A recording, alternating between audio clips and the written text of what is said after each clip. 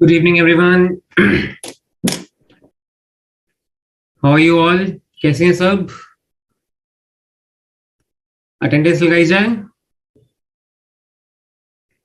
Okay, we have Josh over here, Daninesh, Anish, Sankaran, Jyoti, Harshita, Khushi. What about others?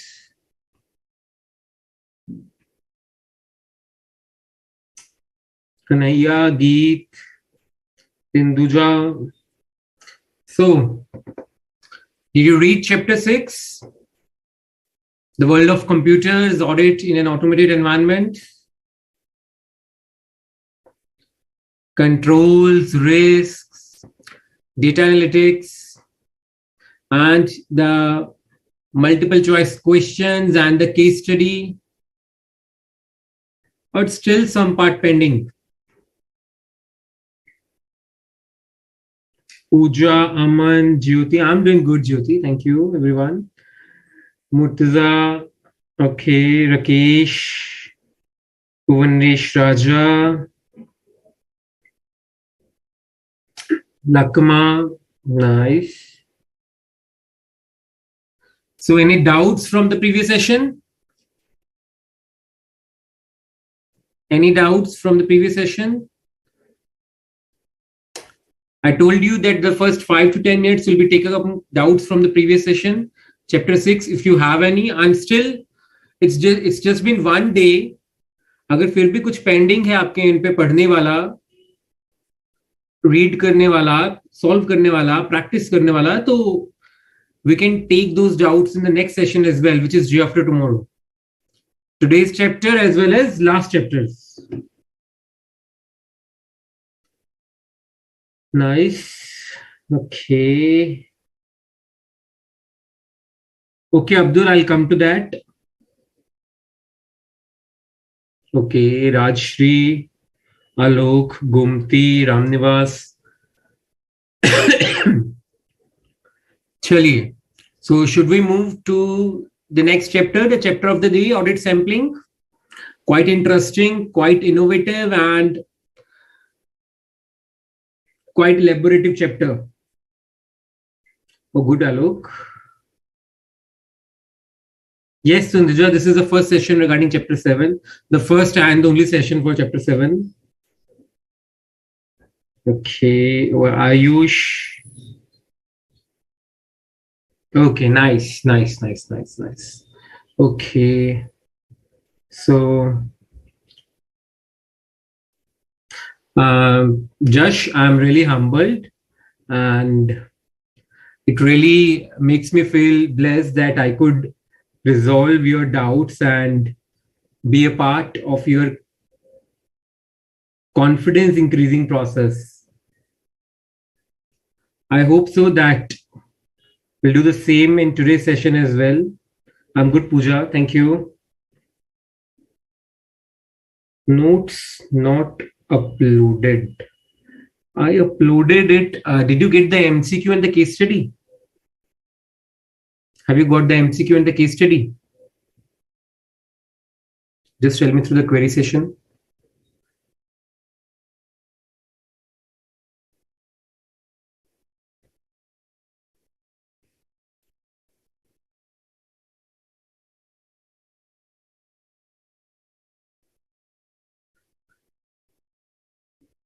See, Abdul,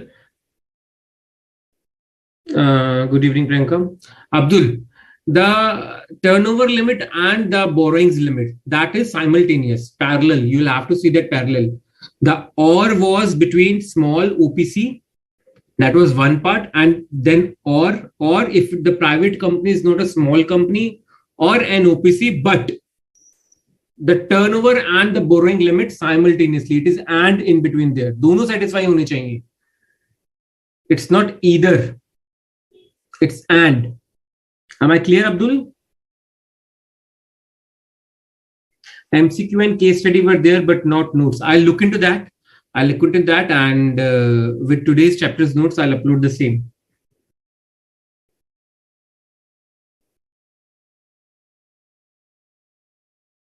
Okay, Josh says notes are uploaded in the assignment section, MCQ case study uploaded. Okay, check through both assignment and note section, and I'll also check if MCQ and case study is there. So if notes are not there, I'll see it, look into it. Okay, I'll upload that once again with today's chapter. I hope, Abdul, your doubt is clear, and I'll come to rule 8, sub-rule 5 as well. Okay, chaliye. So let's move to today's chapter. That is audit sampling.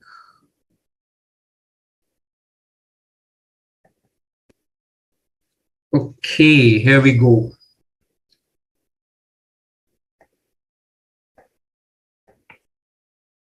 Right. So just tell me, have you ever been through a blood sample test process, blood test? Right? What do they do? The doctor says, you seem to have got infected and we need to get this blood test carried out. Right? You visit a test center, a lab, and what do they do? They collect your blood sample from the vein. So why don't they collect all the blood? Why do they collect just a sample? Because there is uniformity in the blood. Whatever the sample is going to tell us, sample is what? It represents what is going on in the bloodstream.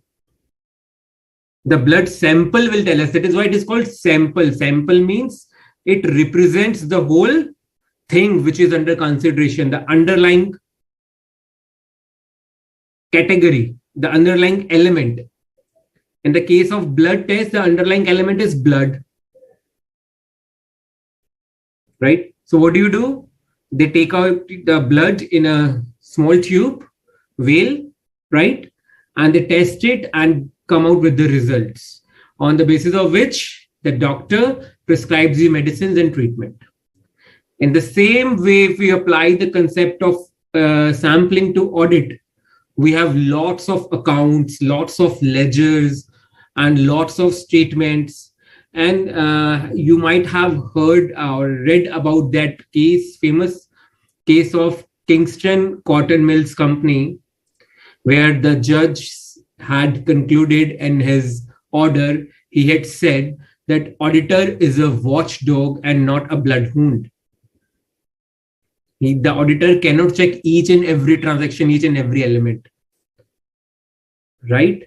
So as an auditor, we cannot check everything, each and every transaction, each and every second, every recording of the client organization's books or any other transaction.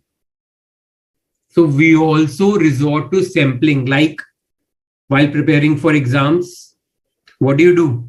Okay, these are the kind of questions. I'll solve only one or two certain type of questions, and then this topic is clear. Why do I need to solve all the questions? Why do I need to read all the topics? You get selective.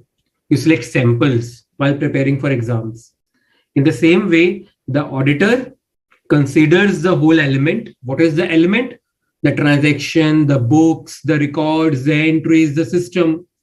Whatever the underlying element is, the auditor considers that, extracts the sample, performs his audit procedures on the sample, and then comes out with conclusions to be reported in his audit report. Right? Okay.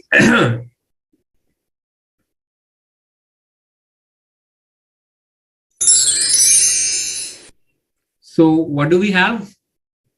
Audit sampling.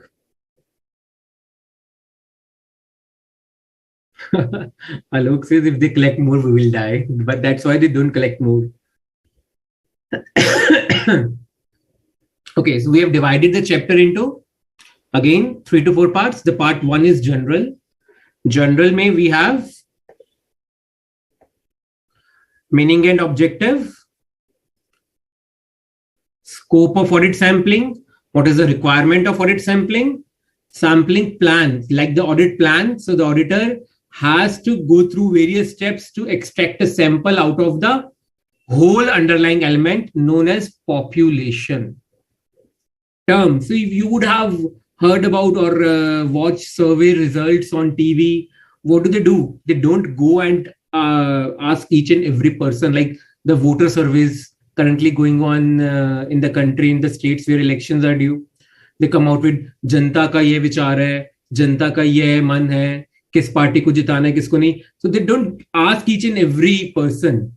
They just select some random persons from different genres. They take their view and come out with their results of the study.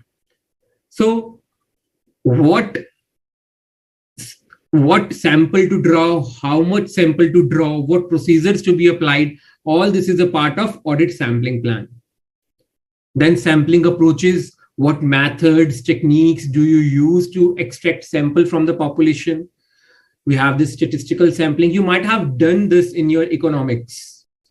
Statistical sampling, non-statistical sampling, a comparison between statistical and non-statistical sampling. Appropriateness is which approach is more appropriate in different circumstances. Then the third part is sampling risk. So, okay, if I'm drawing a sample, the lab person drew a sample out of your blood.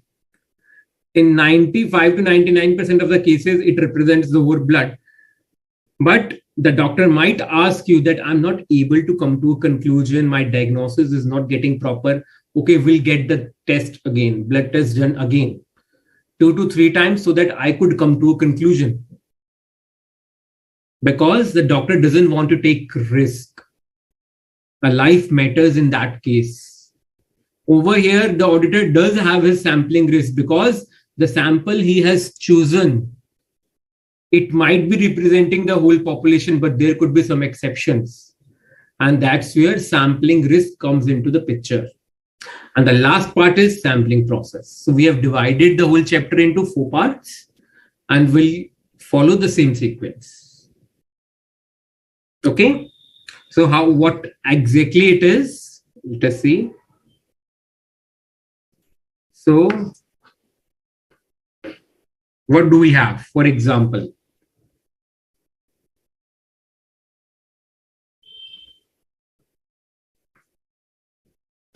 okay, so let us say you have debtors, sundry receivables, right? And we divide it into many parts. Okay, less than 6 months old, 6 to 12 months old. Okay, greater than 12 months old. Now, as an auditor, as a general approach, I would like less than 6 months old. Okay, so I'll pick any 3 to 4 accounts. Let's say there are 50 accounts. 6 to 12 months old. Why are the 6 to 12 months old? Why the payment is pending? Why are they lagging in making the payments? I'll choose only 10 to 15 accounts to go through the process. Greater than 12 months old, it's been 1 year and there is no movement in the debtors. They're not paying money. Why are not paying money? I would be susceptible of bad debts. What provisions is the client company making on doubtful debts? Greater than 12 months old. So I will check all the accounts, whatever the number may be. So what did I decide? Over here, I'll not choose sampling. Here I have chosen samples that represent the whole population and I could come to a conclusion in these categories of debtors. This is what sampling is. Okay. This is just an example. Let's move to our first. Meaning and objectives, an essay 530 audit sampling going on along with. So, as I told you, dividing the definition or the meaning into parts. Sampling refers to application of audit procedure. So we have started the audit. During our audit, this is the process which falls during our audit. Application of audit procedures. This is what we do in an audit. Apply our audit procedures to less than 100% of items within a population relevant under the audit. So इस example में हमारी population क्या है? इस example में हमारी population थी debtors and less than 100%, 100% ये था 100% divided into 3 categories. उस 100% में आगे हम यहाँ पे 3 to 4 accounts से check करते हैं.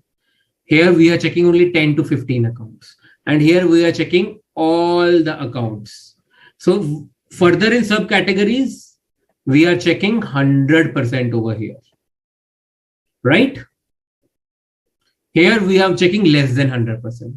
So our population is debtors, and we have drawn samples over here, right? Such that all sampling units. So what was the sampling units? That is, all the items in the population have an equal chance of selection. That is, we are using such a method, or we are resorting to such technique that at every debtor account in that category has an equal chance of getting selected to be audit procedures to be applied upon that account. Okay? हर एक को equitably मौका है भी, हम कोई भी account उठा सकते हैं. To ensure that the items selected, very important, represent the entire population. You are not just picking the first 10 accounts. You are not just picking the first 3 accounts. You apply some logic, an algorithm, human algorithm or machine algorithm, to extract samples so that they represent the entire population. Suppose you are practicing your accounts numericals, practical questions. Okay, so what do? This particular topic, we have 5 questions. So 3 questions are of the same nature and 2 questions are different. So what do? From that 3 questions, you pick 1 question for practice, and then the 4th question and the 5th question. Your whole topic is revised. You said, I'll not solve all the 3 questions because all the 3 questions are alike. They're alike. So I'll solve only 1. Because the 3 questions or sampling units, you just happen to extract 1 unit, apply your procedures on that, and then you say, all the 3 questions are being represented by this particular question. So this whole process enables the auditor to draw conclusions, एक नतीजे पे पहुंचने के लिए, and then express his opinion based on a predetermined objective. What does it mean? Predetermined means before going for choosing the sample, before applying audit sampling, auditor had a predetermined objective in mind, that what I'm using audit sampling for, what is my objective, that I want to know what are the controls over here, what are the controls in this department, what controls have been put into place by the organization, the client company, on debtors recovery. Are they being called up? Are they being followed up? Notices being issued to them? What steps are being taken? This was a predetermined objective, right? Yeah, Abdul, it's the same way. Okay, Piyush, I'll do that.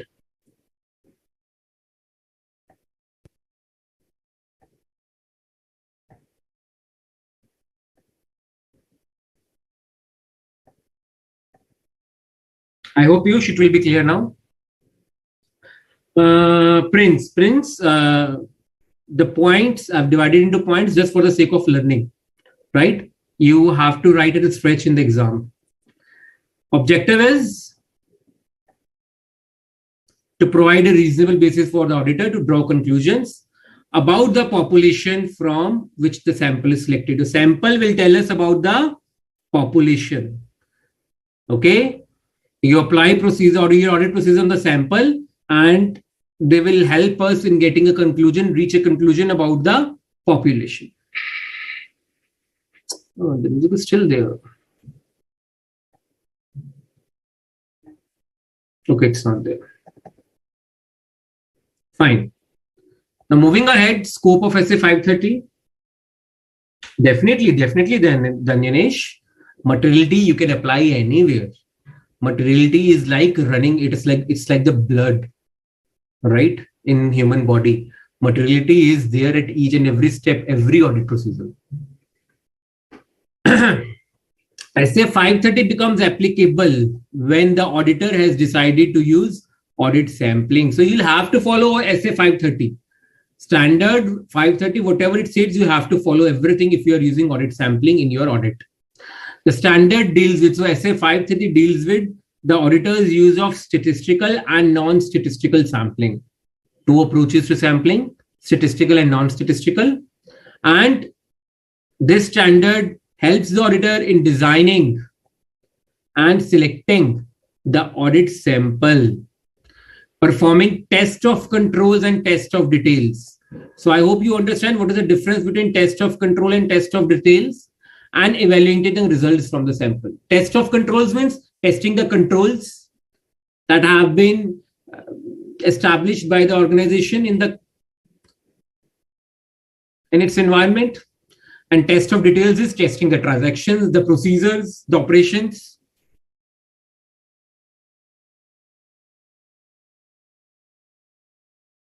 Right? So what is the interplay between SA 500? SA 500 is audit evidence and SA 530. So important from MCQ point of view. SA 500 audit evidence deals with the auditor's responsibility to design and perform audit procedures to obtain sufficient appropriate audit evidence. So what was sufficient? Quantity. Appropriate, good quality evidence.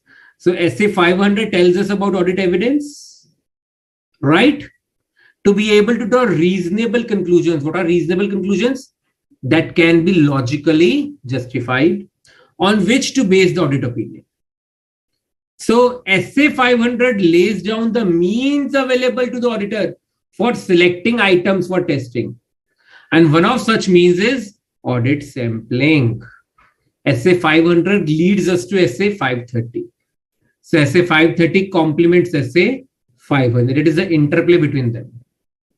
Quite general part. Requirement of audit sampling, I think this is quite a general part. You can read on yourself. Okay. So why is audit sampling required? Quite normal. 6th, 7th, 8th, 9th point I'll take up. 9th point I'll take up. अरे भैया अभी chapter start हुए आगे तो चलने दो अभी से. What is the difference between statistical and non statistical sampling करेंगे, हम सब करेंगे. I am not leaving you all here. We are just on the general part.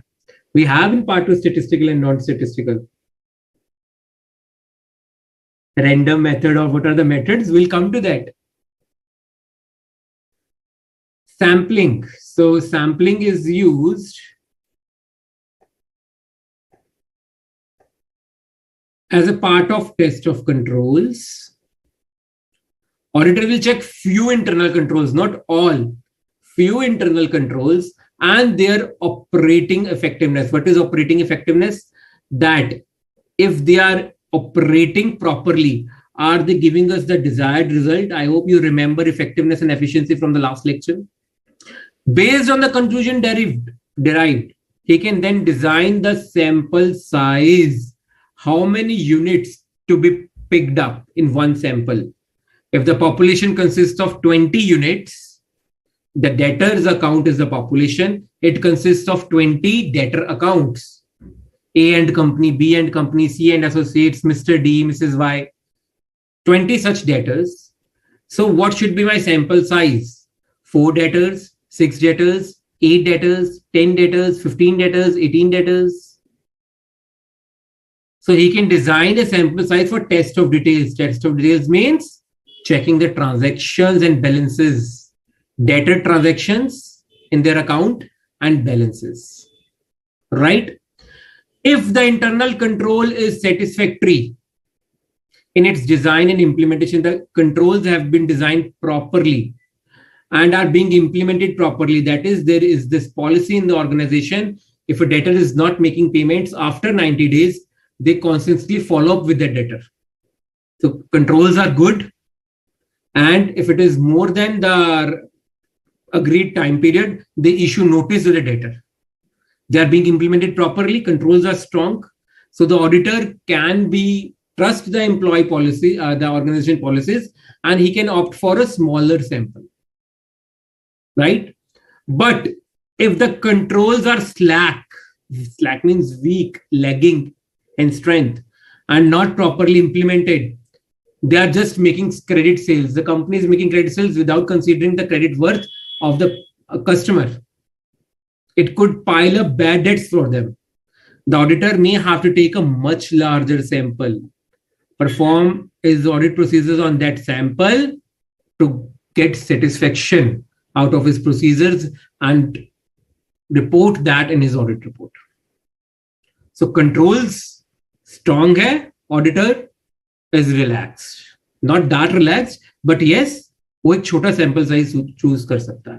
But अगर कंट्रोल्स वीक हैं तो उसको एक सैंपल साइज अच्छा, बड़ा और अच्छी क्वालिटी का चूज करना पड़ेगा ताकि पॉपुलेशन को रिप्रेजेंट कर सके. ऐसे 530 ऑडिट सैम्पलिंग देने. Now, what factors would he consider to choose a sampling plan? Size of the organization under audit. So, how many samples to be drawn? What are the various kinds of population? State of internal control, whether weak controls or strong controls. Adequacy and reliability of books and records. Documents, accounts, invoices, vouchers. Are they being made adequately? And as an auditor, can I trust their books? They are being maintained in a good condition. Accounting entries are being properly recorded. There are no errors of omission, commission, principals, nothing. Records are being properly maintained. Tolerable error range. So if there are errors in the books of account, what is the tolerable range? That, okay, if there are 20 accounts in debtors, I can afford that 1 or 2 accounts would be there where the journal entries are still to be posted or something like that, and 18 accounts are quite proper. I can expect that. There is no issue. I'll ask the accountant of the company to just complete those entries and I'll check all the accounts. So what is my tolerable error range? That yes, almost 5 to 10% errors, it's completely fine. Like if you are preparing for your exams, what is your tolerable level of leaving the syllabus, leaving revision? Okay, after I have completed the whole chapters, 12 to 13 chapters, and while revising before the exam, I'll be revising this. Okay, only 8 chapters. The other 5 chapters I can recall. They're easy for me. So that is my tolerable range, that I can leave 5 chapters in revision, but I'll have to do 8 chapters. I cannot leave any of those 8 chapters. So in the same case for auditor, it's a tolerable error range that he can accept that much of errors in the organization as records. It is fine. Normal, like your normal or subnormals, the same way. So he has to decide a tolerable error range. I'm sorry. And the degree of the desired confidence he has in the client's records, books.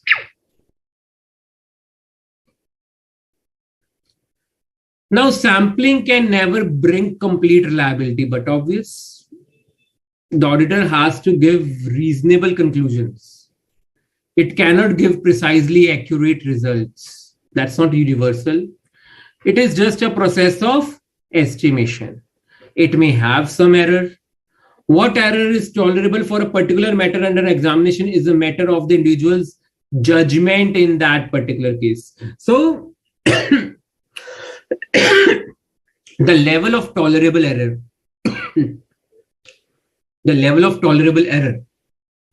that varies from client to client, that varies from person to person as an auditor.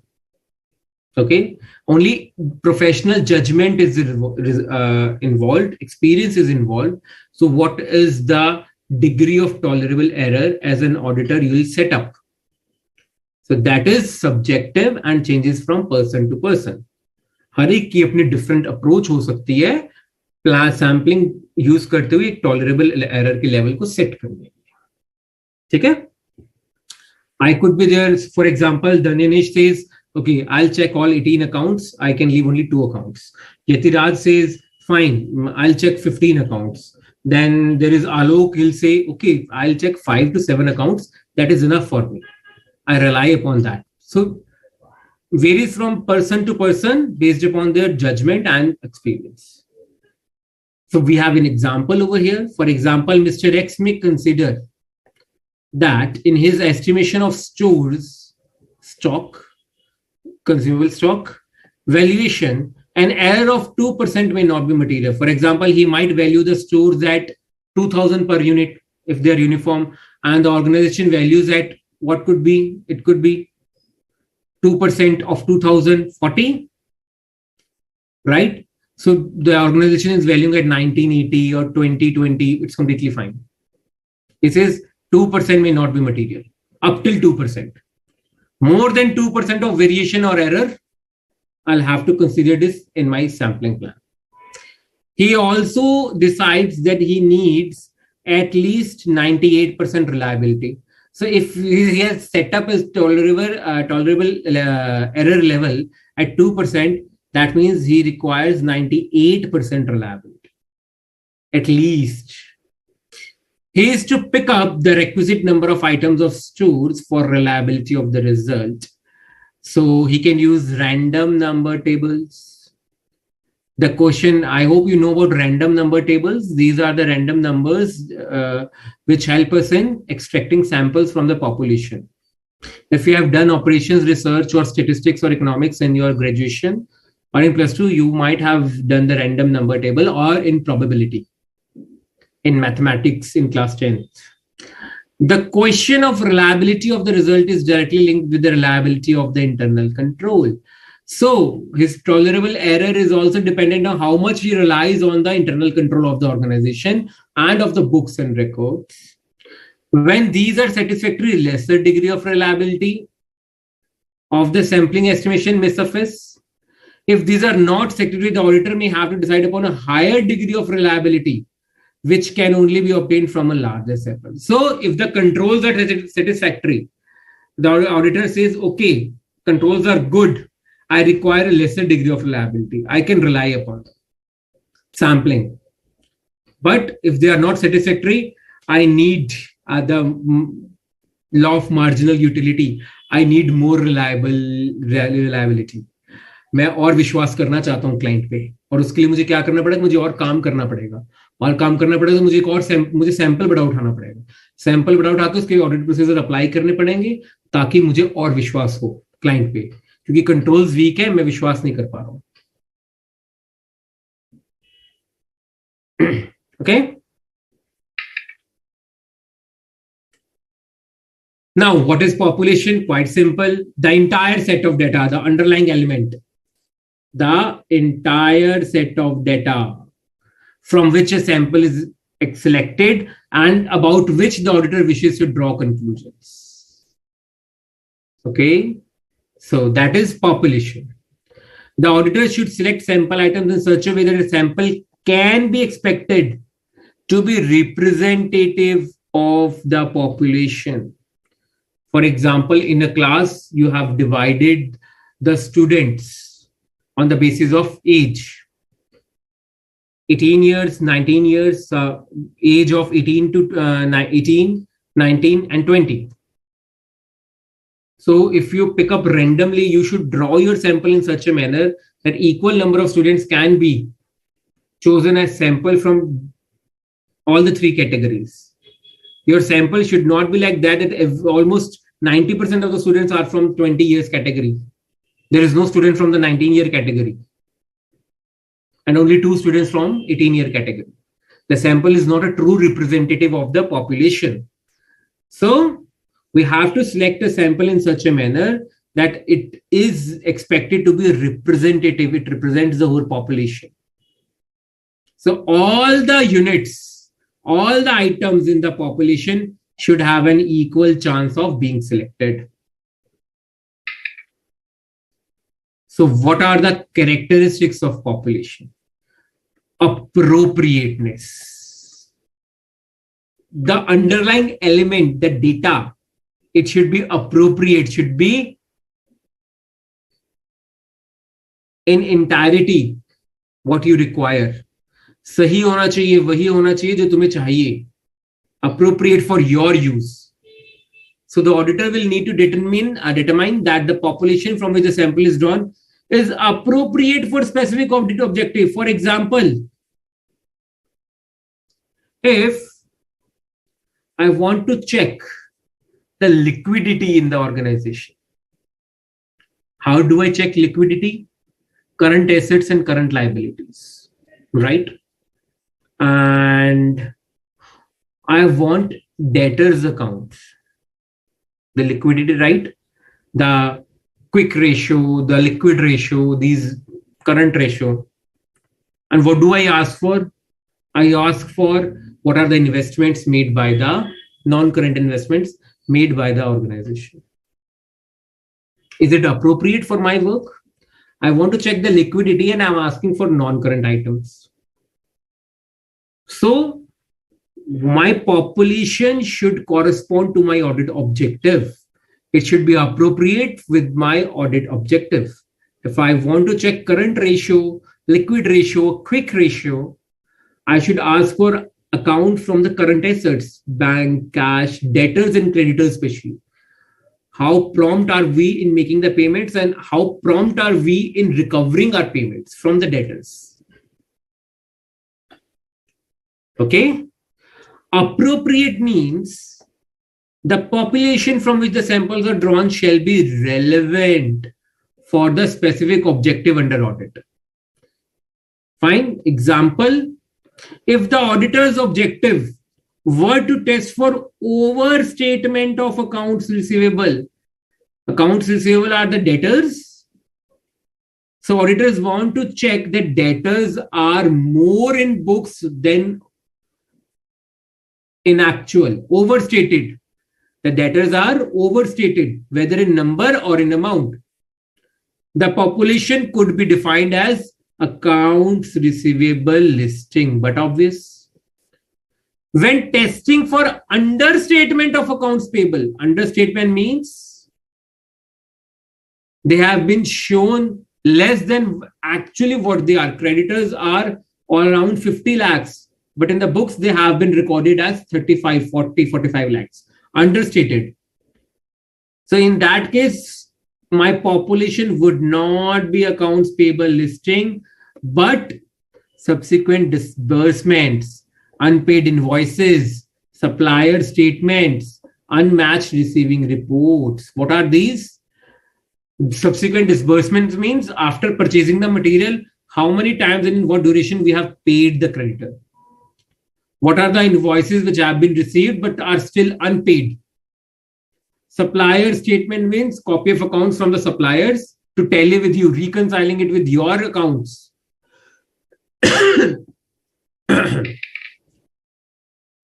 Obviously, the population needs to be complete. If we want account receivables, debtors, they should be complete in all respects.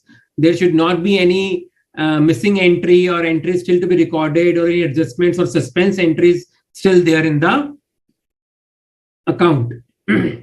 They should be reliable. Only then, if the auditor can rely upon the population, only then the sample has got meaning to be applied audit procedures thereupon. अगर आप population पे ही विश्वास नहीं कर सकते, debtors पे ही विश्वास नहीं कर पा रहे हैं, क्रेडिटर्स पे ही विश्वास नहीं कर पा रहे हैं जो आपके सामने पेश किए गए हैं, they have laid before you the creditors accounts, the debtors accounts. If you're not able to place your trust upon that, rely upon those accounts, what is the meaning of extracting a sample out of that? Right? Okay. Sampling units. So what is sampling unit? Individual items that make up the population are known as sampling units. So whatever the topic is in that slide, you may refer the picture at the top left corner. The top left corner is a representative of the topic in that particular slide. Okay. So they see here, these are sampling units. You can see people. These are sampling units. Right? And this whole pizza, cake, pie, whatever you wish to call it, is the population. And we have extracted a sample from it. This is my sample. And there are sampling units in it. These are all units. These are all units. And whatever we extract from it becomes sampling unit. All become sampling units. And that is why whatever we extract from it is known as a sample.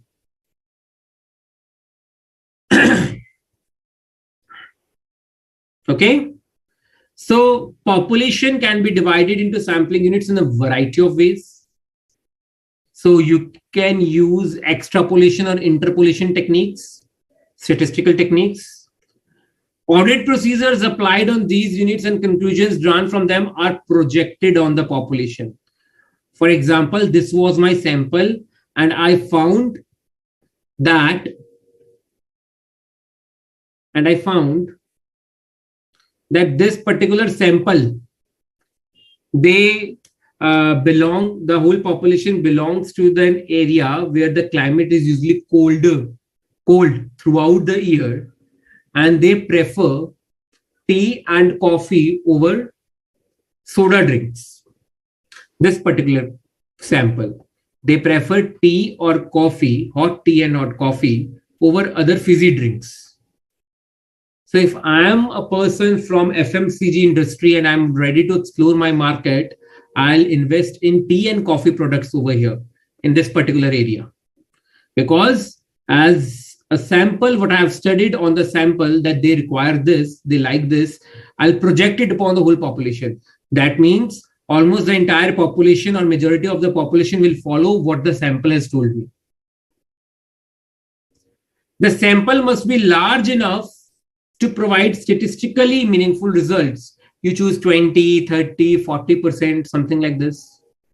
When they carry out the blood test, right? If they want to check your blood group only, what do? They just prick on your finger, right? They just prick on your finger and take 4 to 5 dots on the blood strip and check whatever your blood group is, because the sample required in that case is just 1 drop of 4 to 5 drops of blood. But to carry out other tests with respect to infections, your vitals and everything, they require more blood. That is why then they take it through vial from the vein, because they require an enough sample to carry out their tests. Okay? Chaliye. Let's move. The examples, please do study them. To just represent whatever I tell you. Extrapolation and interpolation are techniques of statistics where you apply your procedures on a sample, and then on the basis of those procedures, whatever results you get, you apply those results on the whole population in the same manner. Without applying your audit procedures on the population, you assume to be the same results that would be derived from the population. जो आपको sample में से result मिला है, conclusion मिला है, आप उसी कंक्लूजन को पूरी पॉपुलेशन के लिए मानते हैं. तो extrapolation is a statistical technique. Now moving ahead, stratification. What is stratification? The process of dividing a population into subpopulations, each of which is a group of sampling units which have similar characteristics, often monetary value. If you remember, during the start of the lecture, I divided the population of debtors into subpopulations, 6 months, 6 to 12 months, more than 12 months. Each of which is a group of sampling units which have similar characteristics, often monetary value. I divided on the basis of time. So usually in our cases, while we audit the accounts of any client organization, our criteria of dividing a population into subpopulations is usually monetary value. More than 1 lakh, 1 lakh to 2 lakh. The same way your income tax slabs are there. Right? Income tax slabs up to 2,50,000. 2 lakhs 50 to 5 lakhs, 5 lakhs to 10 lakhs, more than that 10 lakhs. The same way, on the basis of often monetary value is not the sole criteria. Often, many of the times it is monetary value, but it could be other techniques as other criteria as well. Like in my example, it was time, right? So such kind of division is known as stratification.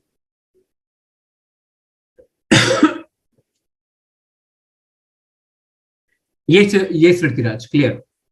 Okay, so then tolerable misstatement. A monetary amount set by the auditor in respect of which the auditor seeks to obtain an appropriate level of assurance that the monetary amount set by the auditor is not exceeded by the actual misstatement in the population. So what is tolerable misstatement? In the case of debtors, you are making provisions, it is completely fine. You are making provisions at the rate of 10%, but as per me, these 2 to 3 accounts, they also seem to be bad. You have not made provision on these accounts. You should make provision on these accounts as well. A variation of 5 to 10,000 in the provision made by you and as per me is justified, tolerable. If there's a difference of 5,000 or 10,000 rupees in the provision, it is completely fine with me. No, not an issue. I'll not say that this is a big blunder or fraud or error. I'll say, okay, fine, tolerable misstatement. But if it is more than that, I have set up an appropriate level of assurance. That is 5,000 or 10,000, whatever the case be. If the difference is more than the level set by me, that means it has exceeded the level of tolerance as set by me. And that misstatement, whatever it be, the difference in amounts or error in amounts or omission of amounts, that is exceeded my tolerable level. So that becomes tolerable mistake. आप client company ने provision बनाया था 1 लाख का, और मेरे according ये होना चाहिए 1,05,000 का, फाइन, 5,000 टॉलरेबल. क्लाइंट कंपनी ने प्रोविजन बनाया 1 लाख का, और मेरे अकॉर्डिंग ये होना चाहिए 1,50,000 का. It is not tolerable. कहां 5,000, कहां 50,000 का difference? Okay. Tolerable rate of deviation. A rate of deviation from prescribed internal control procedures set up by the auditor in respect of which the auditor seeks to obtain an appropriate level of assurance that the rate of deviation set by the auditor is not exceeded by the actual rate of deviation in the population. For example, tolerable misstatement is in terms of amounts. Tolerable rate of deviation is in terms of times or percentage. It's completely fine if there is a change of 2 to 5%. It's okay. 2 to 5% change, I'm okay, fine. The expenses, it seemed to be like in the last year, the traveling expenses made by the salesmen were near about 50,000, 5 lakhs. This year, the sales have dropped, but the traveling expenses are somewhere around 5 lakh, 10,000, 20,000. It's fine. It is just a normal rate of deviation. But the sales have fallen, the turnover has fallen, the traveling expenses recorded in the books have become 1.5 times. 5 lakhs ki jagah 7.5 lakhs. Your sales have fallen and still the selling expenses are rising. How come it is? The rate of deviation is almost 50%. How is it possible? So it has exceeded my tolerable rate of deviation. Abdul, that depends upon case to case.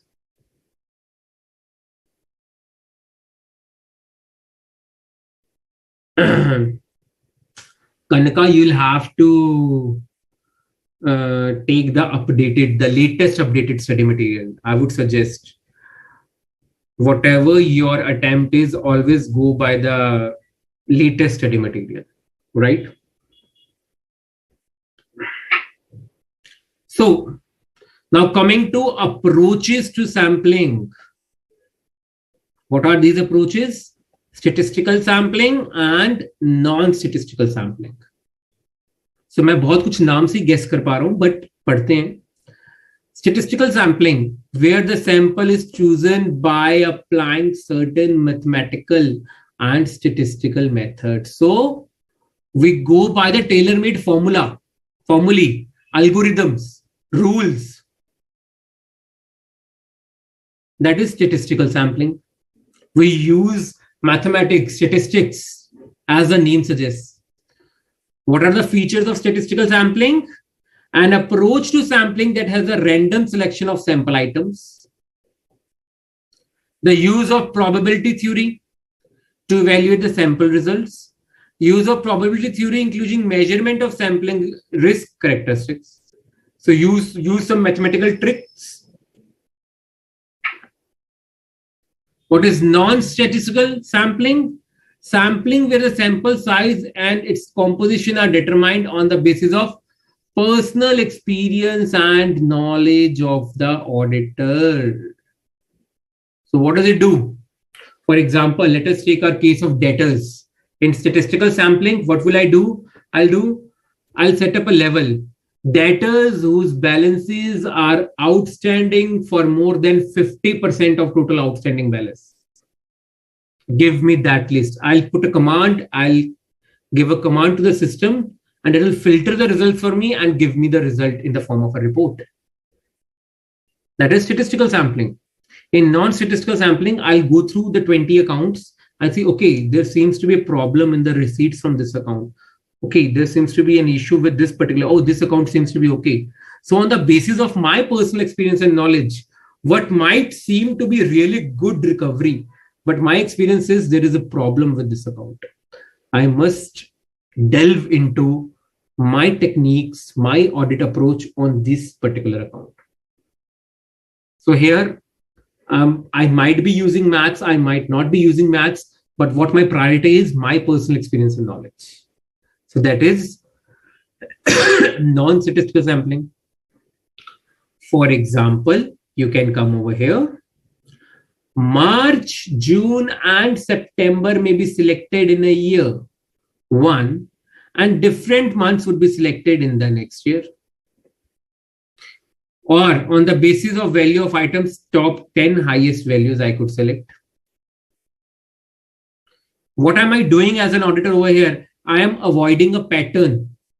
If I have selected March, June, and September in 1 year, in the next year, I might go for October, December, February. The machine will not look into it. The mathematical formula will not look into it. Whatever we get from the algorithm, will apply our approach on that particular sampling unit. But in case of non-statistical sampling, I apply my own brain, human brain. So I would avoid possible predictions and I would use my experience and my different approach, my smartness, right? Chaliye. Audit testing done through statistical approach. Now we are comparing statistical and non-statistical sampling. So audit testing done through statistical approach is more scientific, but obvious. It is using maths. It is using algorithms, formulae. It would be more scientific. And based on then testing based entirely on auditor's own judgment, but obvious. Auditor is prone, vulnerable to making human errors, but formally cannot be. Statistical sampling has reasonably wide application where a population to be tested consists of a large number of similar items because the formulae help us in extracting the samples out. But if there are a large number of similar items, it would consume a lot of time and energy of the auditor if he uses non-statistical techniques. There is no personal bias of the auditor in case of statistical sampling because he's dependent upon a formula or a technique or a method. But in the case of non-statistical sampling, there could be some biasness and it could be subjective, ranging different from one person to another. As an auditor, I might be having different experience and judgment to choose the sample. As an auditor, Pranev might have different Kanaka might have different. Yatiraj, Abdul, Priyanka, they all might have different approaches. So in the case of statistical sampling, there is a planned process, a formula. Everyone is going to use that formula or technique. But in case of non-statistical sampling, what do you have to do? You have to apply your own mind. The same way the difference between objective and subjective. MCQs, you have only one answer right. So you just have to encircle in the OMR sheet. So if it is right, you'll get full marks. If it is wrong, you don't get marks. But in subjective, every person differs from in their approach of writing the answers. What logics, what justifications, what examples you give, how well you present the answer. So Priyanka might be different in this, Pranav might be different in this, Yatiraj might be different in this. Just might be different in this. But when it comes to MCQ, there is no science involved. You just have to encircle the right answer. In larger organizations with huge transactions, statistical sampling is always recommended as it is unbiased and samples selected are not prejudged. Prejudged means professional judgment of the auditor. For example, an auditor, while verifying the purchases during the year, realized that the purchase transaction in that year are more than 45,000 in number. Then in such case, statistical sampling will be highly recommended in the audit program. Random sampling, which we are going to discuss further, is the method he chooses to decides to choose for selecting sample. So this is what appropriateness, we have almost discussed this. How is statistical sampling more appropriate than non-statistical sampling? So what are the advantages of statistical sampling over non-statistical sampling? The sample size does not increase in proportion to the increase in the size of the area tested. The sample selection is more objective because when professional judgment is considered, we might choose different samples of different sizes. But when you are applying a formula or algorithm, the sample size could be uniform. Sample selection is more objective, but obvious, it is not subjective. It is objective, means whatever way you treat, whatever approach you use, it will give you the same samples out of that approach. In statistical approaches, whatever method you use. This method provides a means of estimating the minimum sample size. Minimum sample size associated with a specified risk and precision. So what is it? You apply your risk assessment procedures. And if you're using scientific methods, they give you the least possible size, what you require to apply your procedures thereupon. So if maths is involved, we can derive a calculated risk and then a sampling error. In case of non-statistical sampling, sampling error would be there. Definitely it would be there. The risk of a larger sampling error. But in case of statistical sampling, if you are using just a formula or an algorithm, a defined process, the error could be less. What is sampling error? Sampling error is basically, we'll read in the slides to come, that what you expected the population to behave like sample, there is a difference. How the sample behaved, the sample you chose, you applied your audit procedures thereupon, the population might not behave like that. So the magnitude of that difference between the population and the sample is known as sampling error. What is sampling error? The probable difference, shayad, kya difference aaye, in results due to the use of a sample in lieu of examining all the records in the group using the same audit procedures. जो procedures हमने sample पे लगाए हैं, हमने पूरी population पे नहीं लगाए. अगर पूरी population पे लगाते तो results थोड़े बहुत different होते. सैंपल पे लगाए तो थोड़े अलग आए हैं, तो वो जो अलग आए हैं, जो डिफरेंस है, probable difference, that is sampling error.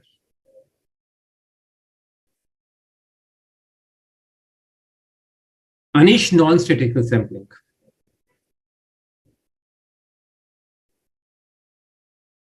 Pranev, it depends upon the auditor.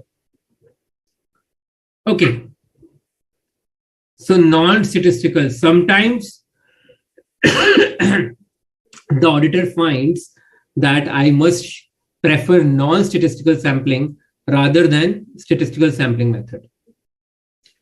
So where could statistical sampling methods might not be appropriate, and the auditor might have to choose his professional judgment and experience.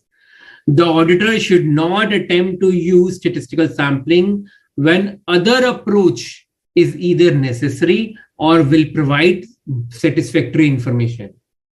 For example, when exact accuracy is required or in case of legal requirements, what does the law say with respect to each and every item of the population or of the sample? I cannot go by a formula and choose my sample.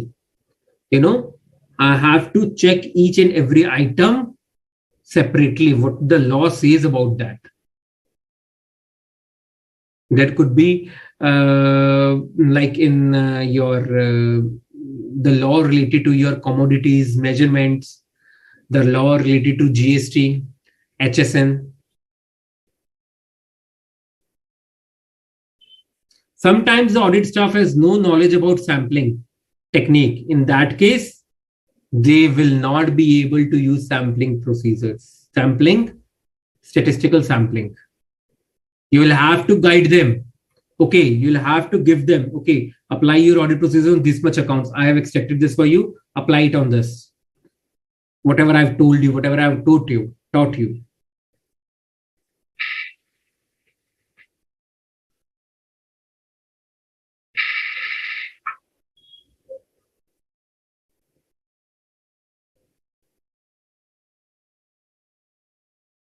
Okay, Yatiraj, the fourth point says that if we are using mathematical techniques help us in deriving a calculated risk, that okay, this much could be the risk, this much could be the sampling error of 1% to 2%, because if we are using a mathematical approach, it provides us with the means that what could be the variation in the actual result. But if you are using non-statistical approach, right, which involves human judgment and experience, the sampling error would be different from person to person and from organization to organization. This is what the fourth point wants to explain. Okay, we have read this in the very first slide. The auditor performs sampling on what? The auditor performs sampling on controls while testing controls. So if there are 25 CCTV cameras, 4 floors in the organization, 6 cameras at each floor, 24 total CCTV cameras, the auditor would check the controls at any 2 floors, or 4 cameras at every floor. So test of controls. So are the CCTV cameras recording properly? Recordings are being kept for 15 days, 1 day. Are the backups being maintained? To identify deviations from the expected internal controls. Test of details. So details were misstatements of account balances and class of transactions. The assertions at the balance sheet level and the assertions at the profit and loss level.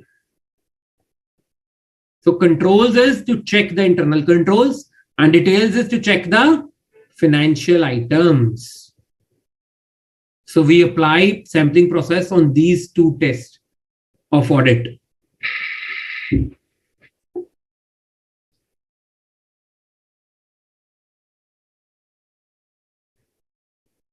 Alok, he can apply audit sampling.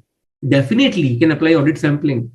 It is the auditor's prerogative where he wants to use a technique of sampling, where he doesn't want to. If as an auditor, I want to go for 100% checking, nobody can stop me. I will check 100%. It is completely my independence. But if I want to use sampling, I will have to follow SA 530. Either you don't follow sampling, but if you follow sampling, you make use of this technique, you'll have to follow SA 530. Okay? Any doubt till now?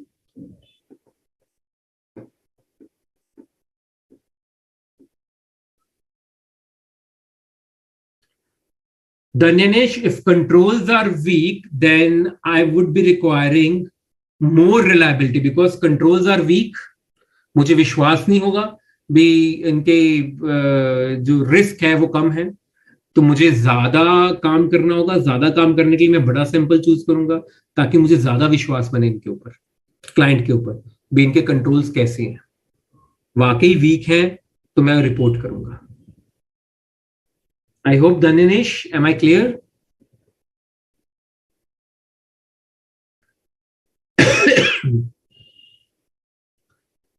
चलिए, now coming to sampling risk, part 3. We are done with part 1 and part 2. Now coming to part 3, sampling risk. So what is sampling risk? I hope you are done with the audit risk, the detection risk, the inherent risk, the control risk. You all know about that. What was the detection risk? That the auditor might not be able to detect a misstatement. The inherent risk that cannot be reduced. It is there, fabricated in that process. And control risk, controls are weak, risk is high. Controls are good, risk is low. So that was your audit risk. Now coming to sampling risk. Risk related to use of sampling technique approach is known as sampling risk. So the risk that the auditor's conclusion based on a sample may be different from the conclusion if the entire population were subjected to the same audit procedure. जो audit procedure हमने sample पे लगाए हैं, अगर हमने पूरी population पे वो प्रोसीजर किया होता तो रिजल्ट शायद हो सकता है डिफरेंट हो. उसे बोल रहे हैं सैम्पलिंग रिस्क. और ये रिस्क हमेशा होगा. It will always be there if you are using sampling. नहीं Abdul, how can mathematical formula differ from person to person? Mathematics and science are universal. Whatever formula or algorithm is there, you have to use that, right? If there is a formula of using, you have done costing, man, costing, financial management. If there is a formula for deriving a ratio, it is the same everywhere, subject to certain exceptions.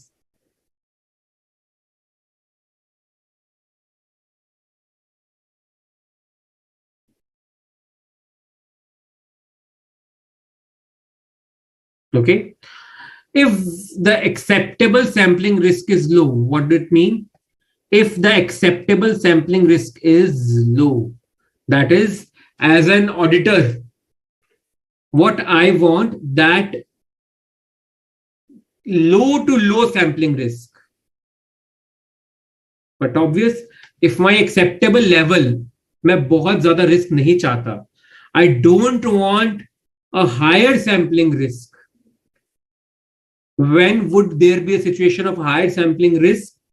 When my sample is small. It might not be a true representative of the population. So if my acceptable sampling risk is low, means I want to keep the sampling risk as low as possible, I would go for a larger sample so that it is a true representative of the population. Right? So if the acceptable sampling risk is low, larger sample size is needed. If I want, there should not be any problem with the debtors. Out of 20 accounts, I don't want to take any sampling risk. If I were to choose 10 accounts, I'll choose 16 accounts, 17 accounts. I will do more work. I'll extract a bigger sample, but I cannot compromise on the risk part. Sampling risk is there. It can lead to two types of erroneous. Erroneous means wrong conclusions. In the case of test of controls, controls are more effective than they actually are. So what could be the erroneous conclusion? The sample we chose gave us good results, effective controls. But when seen on the whole population, the controls were not that effective. It was just a matter of chance that what controls we picked up in our sample, they were doing good. They were operating effectively. Or in the case of a test of details, test of transactions and all, a material misstatement does not exist. What accounts out of the 5 to 7 accounts which I chose for debtors, they were all doing good, really good. Money being recovered quite good. Coincidentally, by chance, I chose all those accounts which were healthy. And I could not take those accounts in my sample by a matter of chance where there were issues. So sampling risk can lead to these types of erroneous conclusions where the controls in actual internal controls are not that good, but my sample's results were good. As per my sample, there are no material misstatements, but actually if I apply the audit procedures on the whole population, there could be material misstatements. I could find them. Then why the auditor needs to worry about sampling risk?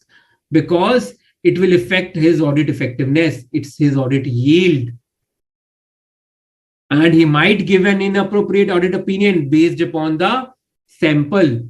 He will project the sample's results on the whole population. जो sample का result आया पूरी population के लिए वो मानेगा. उसकी effectiveness, उसका result, उसका audit procedure का खराब हो गया और वो एक गलत opinion दे सकता है. And this is known as he has placed over reliance on internal controls. उसे client के ऊपर confidence ज्यादा आ गया. अब इसका उल्टा भी हो सकता है. Second erroneous conclusion.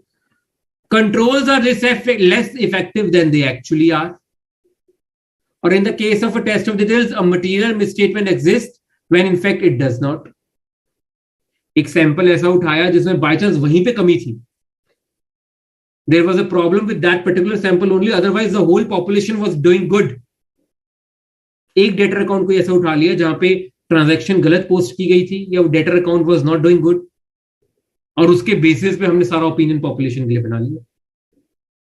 तो हमने अब रिपोर्ट कर दिया that controls are less effective. There are material misstatements, but if considered the whole population it was somewhere around 2%, 3%. Quite tolerable, within my tolerable level, within my tolerable error range. So now this would affect my audit efficiency.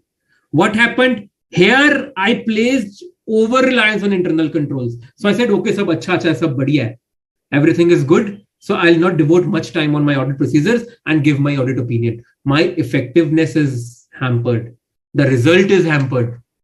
In this case, I am not trusting the client organization's controls and details. I'm devoting more time, more energy, efficiency is hampered. And I'll be doing more work, additional work, because there is under reliance on test of controls, and I would be opting for detailed substantive procedures because I don't want to give wrong opinion. So this is a lenient approach and this is a conservative approach.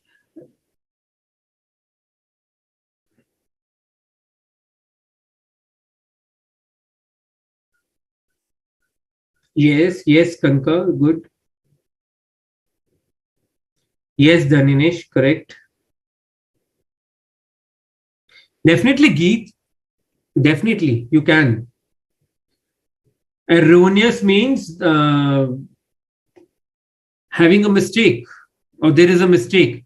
Erroneous conclusion means wrong conclusions. Kanaka, erroneous means wrong conclusions.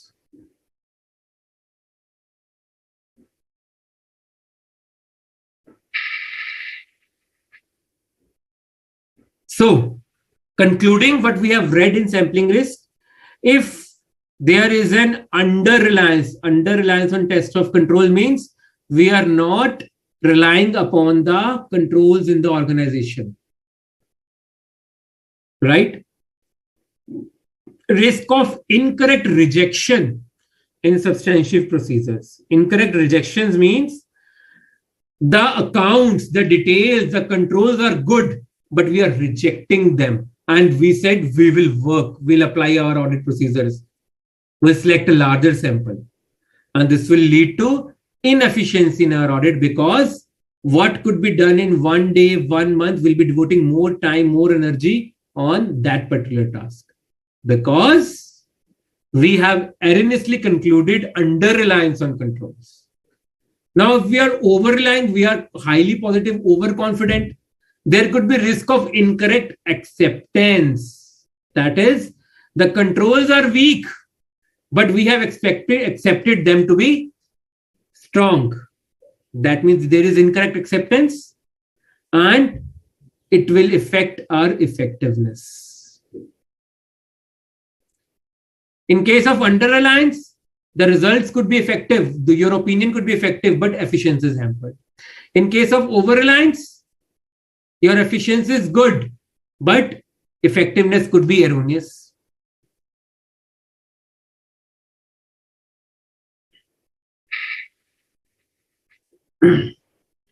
Now, what is non-sampling risk?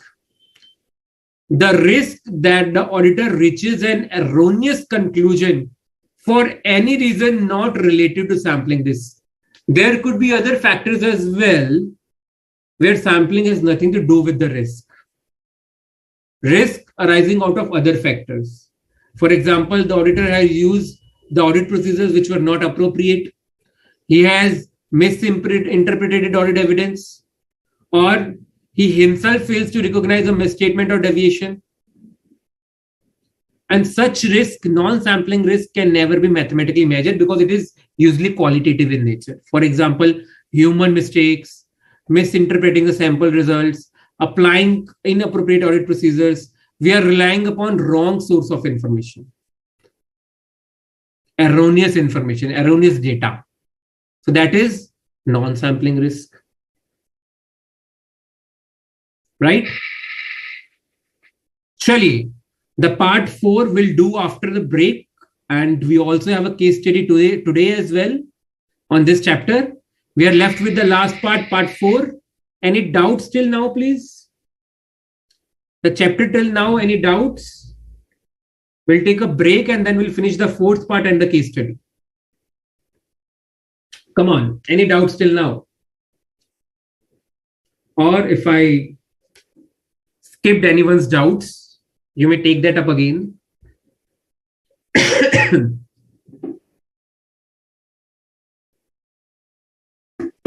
Hindi वालों को थोड़ा और हिंदी में अनुवाद चाहिए या okay है?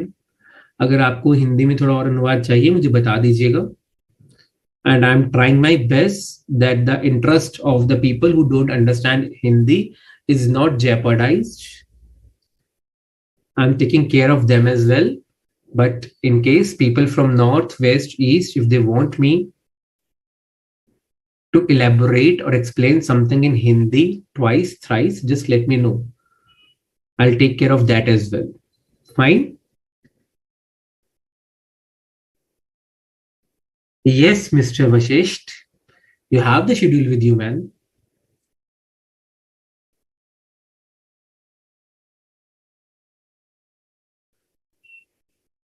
लीजिए. Yes. Yes, Mr. Sharan Krishnan. What do you want to know from this slide? Am I on the right slide as per your doubt? What do you want to know from this slide?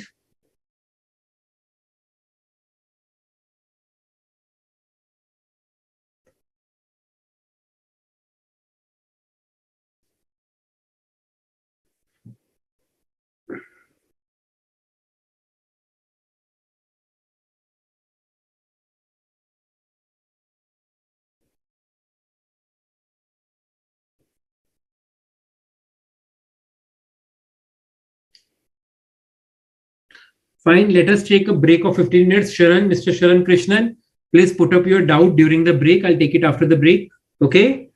And let us take a break of 15 minutes. It's 9.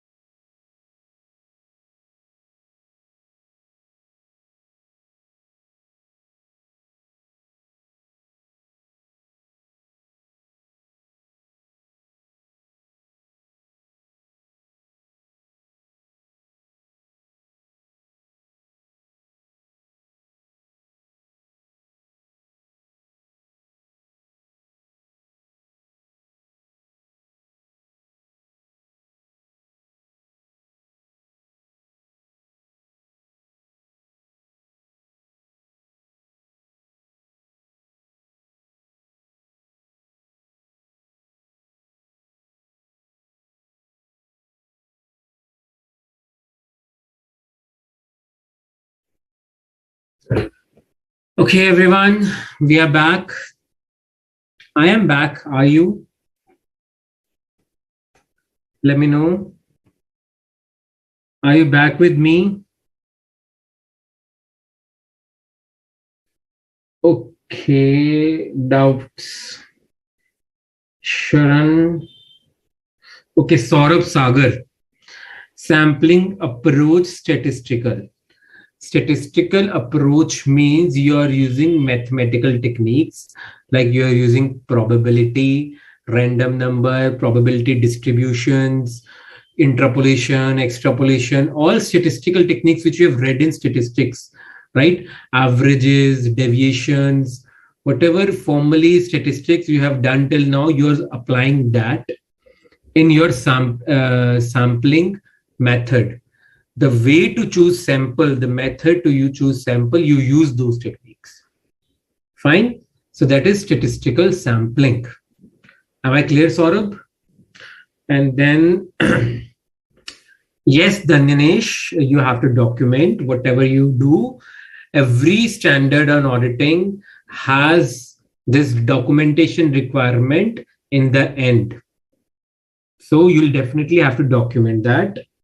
Then Abdul, Rule 8, Sub-Rule 5 in automated environment is related to director's comment on internal financial controls.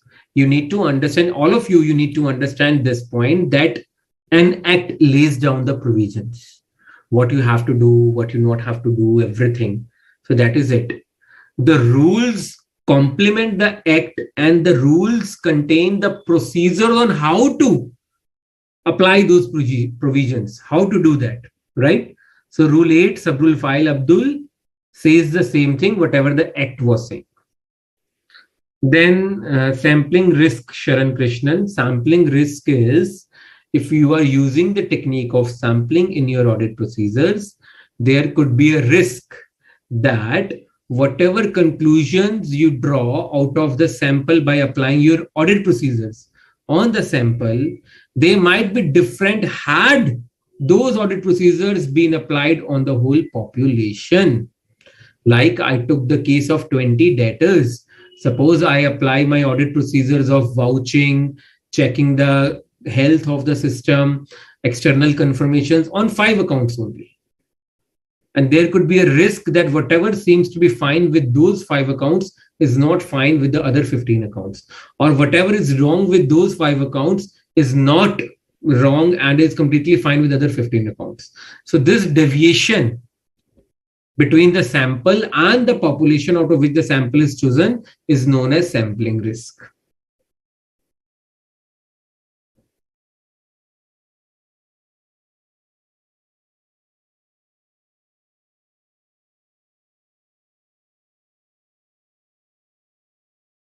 Okay, fine. Let's move ahead.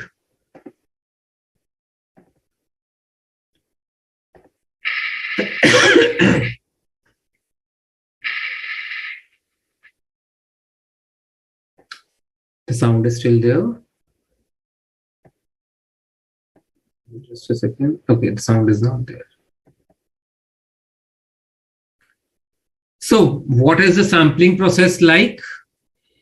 You'll first have to prepare a sample design, what your sample is going to be, right? So I have designed, like in debtor's case, I have designed my sample would be, I would choose 3 kind of samples from the debtor's account. Less than 6 months, 6 to 12 months, more than 12 months in the case of debtors. Now I have to decide the sample size. How many accounts to be taken up in each sample size? Sample selection method. What method am I going to use? A statistical approach, a non-statistical approach. If it is a statistical approach, which method I'm going to choose? Methods we are going to do further in this chapter. Then I apply my audit procedures on the chosen sample. I'll check what is the difference I have obtained. If there is a misstatement or deviation in internal controls, what is its nature and magnitude? Now, the results of sample would be applied on the whole population. That is known as projecting it on the population. When we apply the results obtained from the sample on the whole population, it is known as projecting the results of the sample on the population, and then we evaluate all such results for the purpose of our audit reporting. So this is in brief the sampling process. Now let us do the sampling process in detail, which is the last part of our chapter. So sample design. So while selecting a sample, while designing an audit sample, right, what should be the auditor's consideration? What audit procedures is the auditor going to choose? Whether the audit procedures are relevant for his or her purpose, and whether there is test of details is going to do or test of controls accordingly. So the auditor may determine that stratification or value weighted selection he may choose. Okay. For test of controls, the auditor may go with the expected rate of deviation. If there are 24 cameras in the whole building, CCTV cameras, I may expect that 4 or 6 cameras might not be working. Okay, whatever I understand.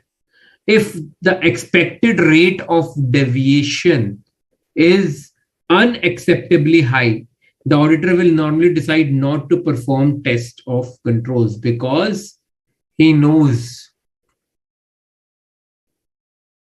right? He knows that the expected rate of deviation is unacceptably high. There is much deviation, not only 4 to 6, but majority of the cameras are not working, are not capturing the images properly, videos properly, footages properly. So he'll say there is no point in performing test of controls because I'll have to check the 100% population, and it is but obviously seen that they are not working. For test of details, details is misstatements, transactions, records, entries in your systems. He makes an assessment of expected misstatement in the population. And if he expects that there would be errors in omissions in the records, he'll go for 100% examination, or the sample size would be much larger. Fine. To determine a sample size sufficient to reduce sampling risk to, and he should go for an optimum sample size so that the sampling risk is reduced to an acceptably low level, lowest level of acceptance of sampling risk. If he has to use combination of audit procedures, he would choose sample accordingly. What kind of audit evidence does he want? As per SA 500, he'll choose sample accordingly and he'll design his sample accordingly.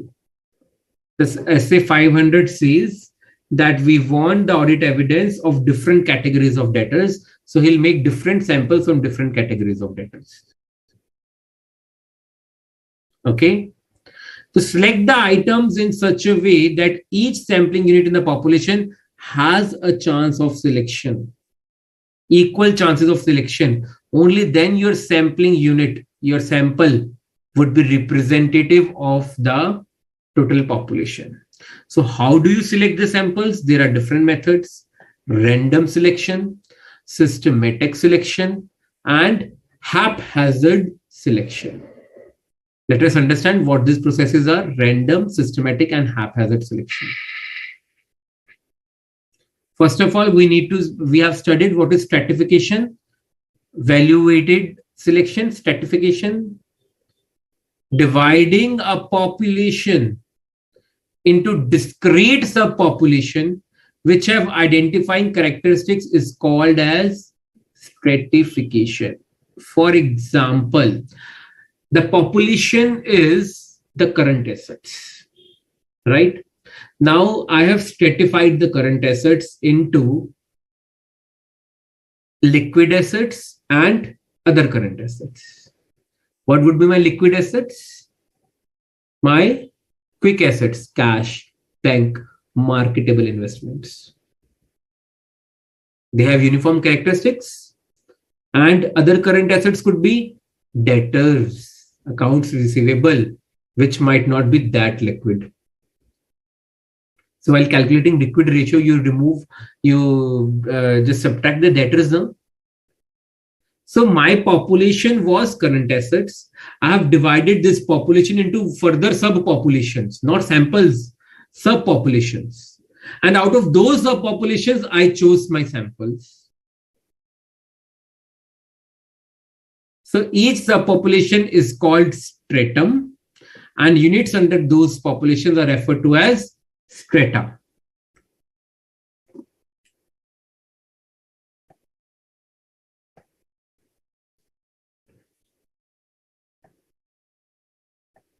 Okay, so what was it?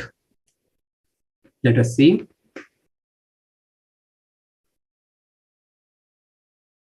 Current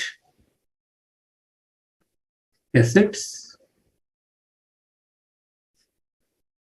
We had debtors. We had bank and cash balances. Then we had prepaid expenses. And then we had marketable investments, marketable securities, which can be converted into cash. Okay. Now, in my case, if I am auditing the current assets, this is my population. That's my population.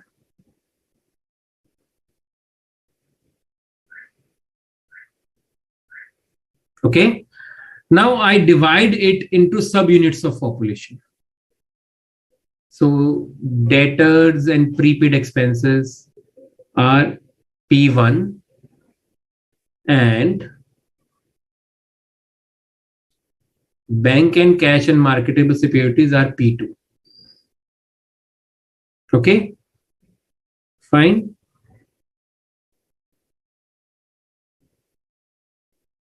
So this is known as strata. Okay, stratum.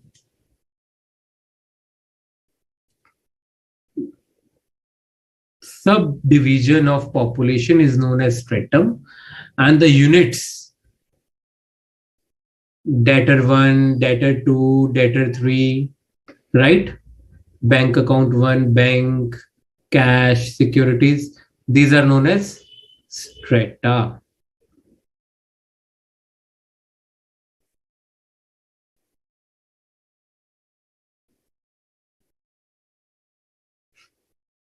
Stock.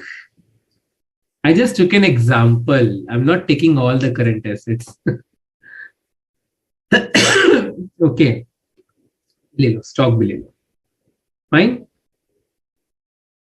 ठीक है.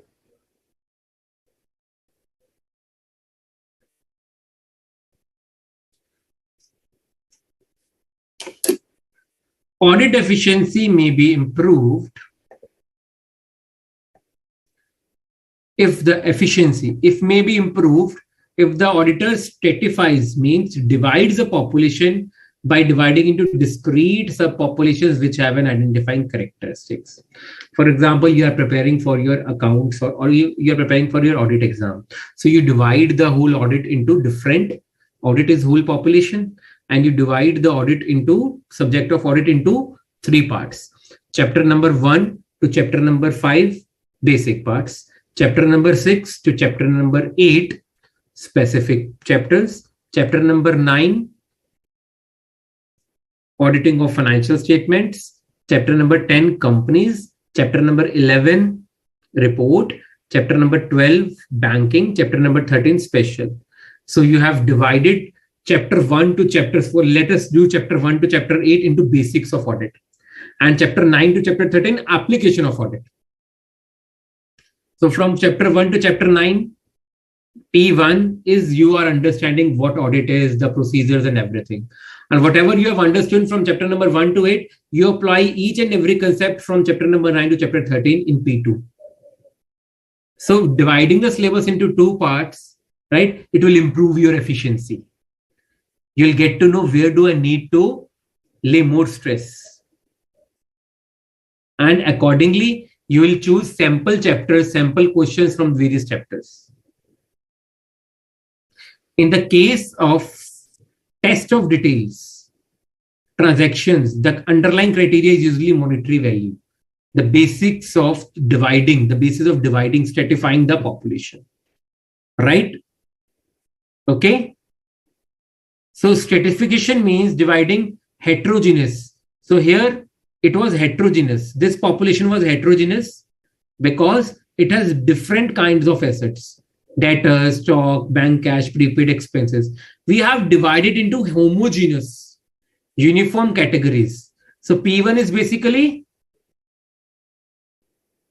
non-liquid assets, kind of non-quick assets, and bank cash and marketable securities are kind of quick assets. They are homogeneous, can be readily converted into money, might not be converted into money that easily. P1. So dividing the heterogeneous means having different characteristics of items in that population into homogeneous divisions which have the same category. For example, while going for dinner or lunch, what do? You check the menu. The menu is the population, but in that menu there are different categories: breads, curries, salads, soups, appetizers, snacks, dessert section.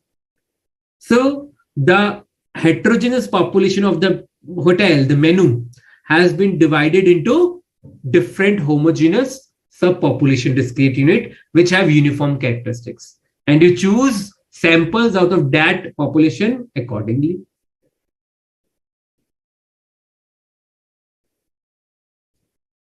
Kanka based upon certain criteria, right? Like in this case, I choose liquidity.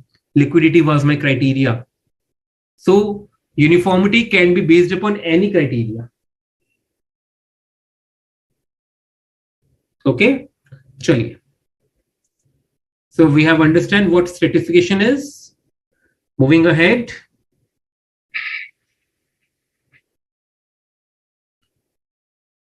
Okay. The results of audit procedures applied to a sample of items within a stratum. Stratum was our homogeneous unit. So stratum was our homogeneous unit. What was this? Stratum. This was our homogeneous unit. Homogeneous subdivision of population.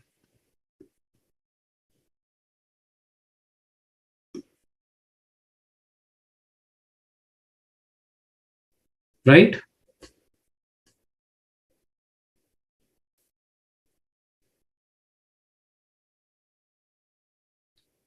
So the results of the audit procedures of the sample items within a stratum can only be projected to the items that make up the stratum.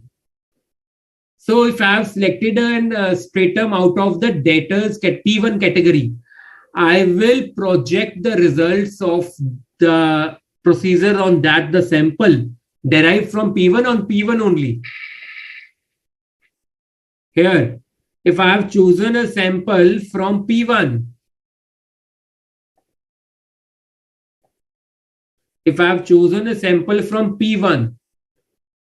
so I'll apply the results of sample from P1 on P1 only. I cannot apply the results of sample on P2. Sample derived from P2, the results would be projected on P2 only and not P1. Now, combined effect of the sample results of these two, right? The combined effect of the sample results of these two, P1 and P2, would be applied on the population. So what are we doing? We are just making different layers.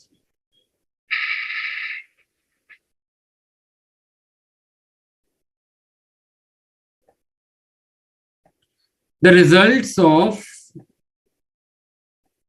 samples from the units drawn under each subpopulation are projected to that respective stratum. In order to draw an opinion on the overall population, the auditor needs to combine the results of the stratum P1, P2 to check for possible deviation or risk of material misstatement.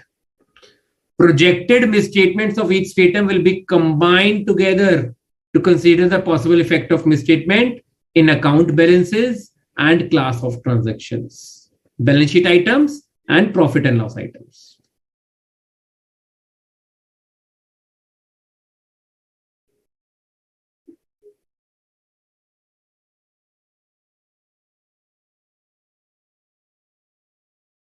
Okay, so 20% of the items in population make up 90% of the value. This is just an example. You can study that. That's an example. What is value weighted selection?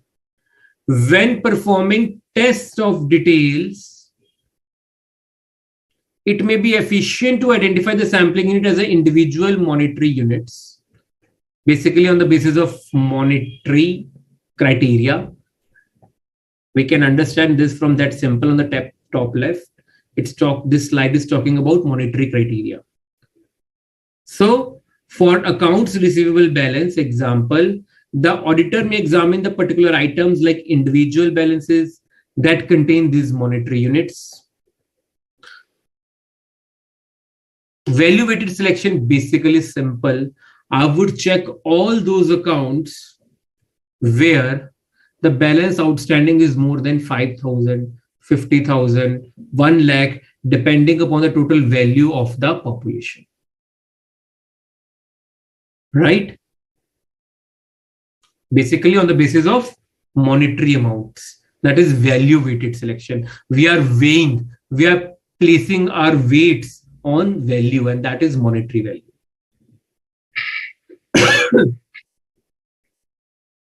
Now, in the sampling process, after sample design, we'll come to sample size. What is sample size? Just a second.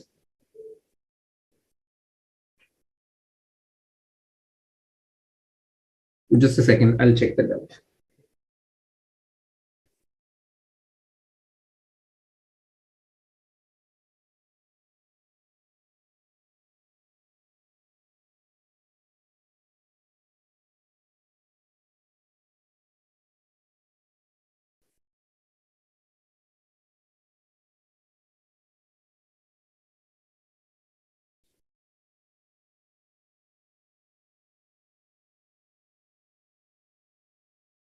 Okay, I think there was some issue with the... Okay, it's fine.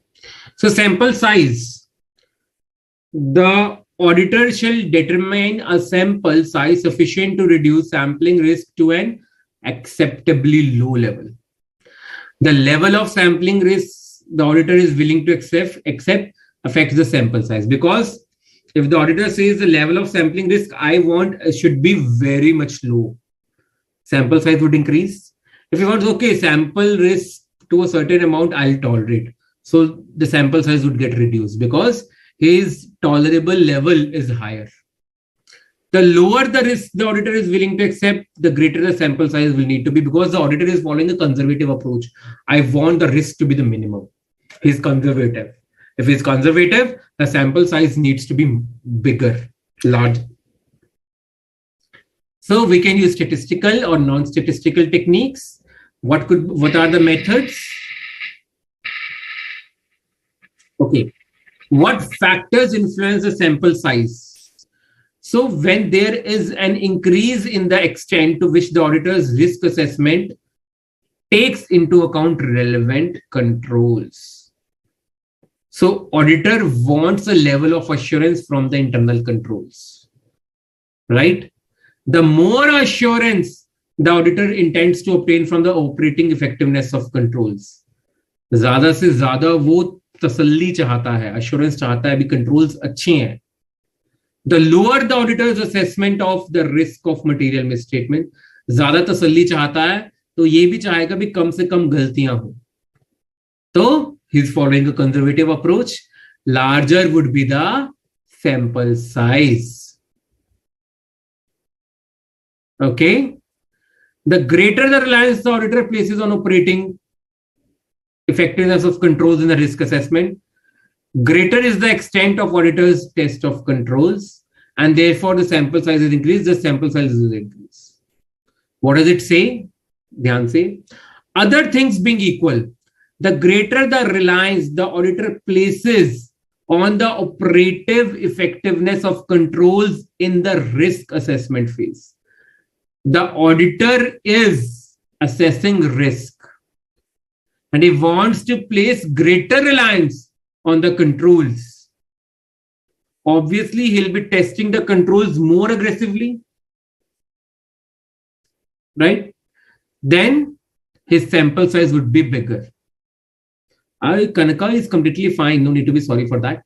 Sample size means how many units. Sample size is there. For example, I want to choose 5 debtors in one sample, 10 debtors in one sample, 12 debtors in one sample. The number of sampling units in a sample, that is sample size. You can see over here on the top left right corner, top left. What should be the desired number of units in the sample size? Sample, that is sample size. If there is an increase in tolerable rate of deviation, the auditor is okay, the rate of deviation, he has a good appetite for deviations in the statements. What is tolerable error? Tolerable error is the maximum error that the auditor is ready to accept in a given sample size. इतना variation तो होगा ही होगा. Maximum level that is tolerable. उससे ऊपर नहीं वो जाएगा. उससे ऊपर वो अपनी approach change कर लेगा. In that case, sample size will decrease because the tolerable rate of deviation is higher. If it is lower than the accepted level, larger sample size required because the auditor is conservative.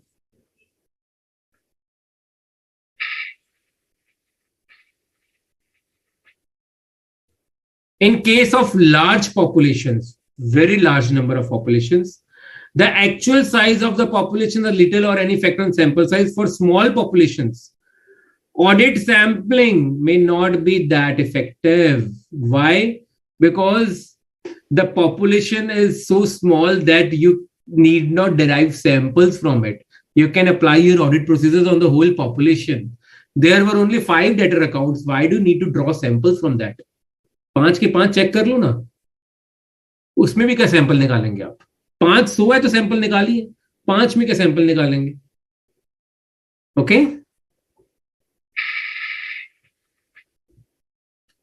test of details. Now we have tested controls. Now we are coming to transactions and misstatements. The higher the auditor's assessment of the risk of material statements. So, assets you have done SA 330 or not? The auditor's assessment, risk assessment procedures. So what does the auditor carries out a risk assessment process. And in that risk assessment process, he concludes that there is a higher risk of material misstatement. So the higher the auditor's risk of material misstatement in his assessment, the sample size would be large because auditor has assessed that the risk is higher. The risk of material misstatement, the risk of errors, the risk of fraud in misstatements, financial figures, entries would be higher. In that case, the auditor would always go for a larger sample size क्योंकि कहीं ना कहीं तो उसको वो गलती मिलेगी. Okay? If the auditor considers that the risk is lower, he is relying on other substantive procedures, right? Small sample size can be smaller because his risk assessment, during the assessment of risk in the organization, he has come to a conclusion that everything is fine, controls are good. I don't find that there could be any mistakes in the entries or in the accounts. So he can extract or choose a smaller sample size.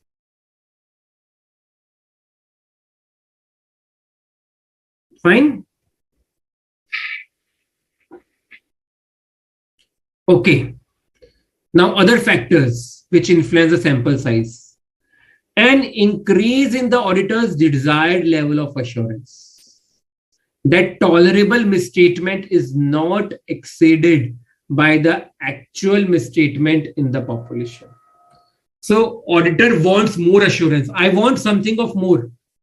So I'll have to work more. If I want to score more in my exams, I'll have to study more, devote longer hours, practice more.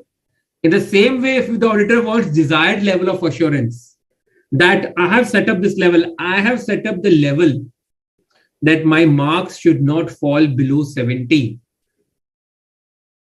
So I would practice more, I would read more. In the same way, the auditor will work more and he will increase the sample size. An increase in tolerable misstatement, that means the level of tolerance has been increased by the auditor. I've seen that, okay, if I score 50 only in the exam, that is fine for me. I'll pass through.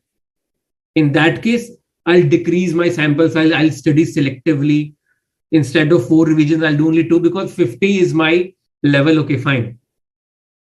I've increased my tolerable level of lower marks.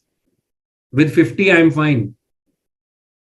In same case, if the auditor increases his level of tolerable misstatement, the sample size would decrease. The greater the amount of misstatement the auditor expects to find in the population. With his observation and pre-audit procedures, the auditor finds that गलती होगी, mistake होगी, problem मिलेगी मेरे को यहाँ पे. His experience says that he'll increase the sample size. 20 debtors में वो sample में अपने 15 debtors ले लेगा. मुझे लग रहा है कुछ गड़बड़ है. दया कुछ तो गड़बड़ है.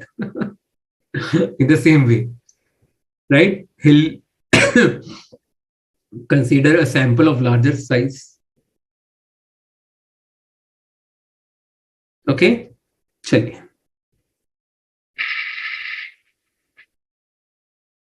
Other factors where are when stratification of the population is appropriate. I have divided my population into P1, P2, P3 categories quite, you'd say, strategically, right? So what I've done is I have divided my population into other homogeneous units on the basis of a proper criteria.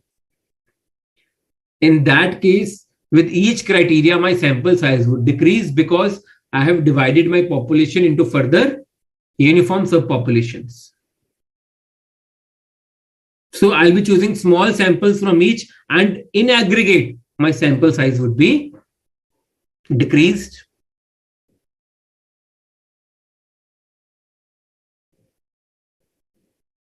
Number of sampling units. So whatever be the units in the population, it doesn't affect your sample size. It's just actual size of population has no effect when it comes to sample size. You are just considered with the selection of units for the sample. You come to a reasonable basis. Okay, this much monetary value or odd even numbers or odd even days, whatever be your criteria. The number of units in the population have negligible effect on the units you will consider for your sample. And for smaller populations, as I have told, there is no need for using sampling techniques. You can apply your audit procedures on the whole population.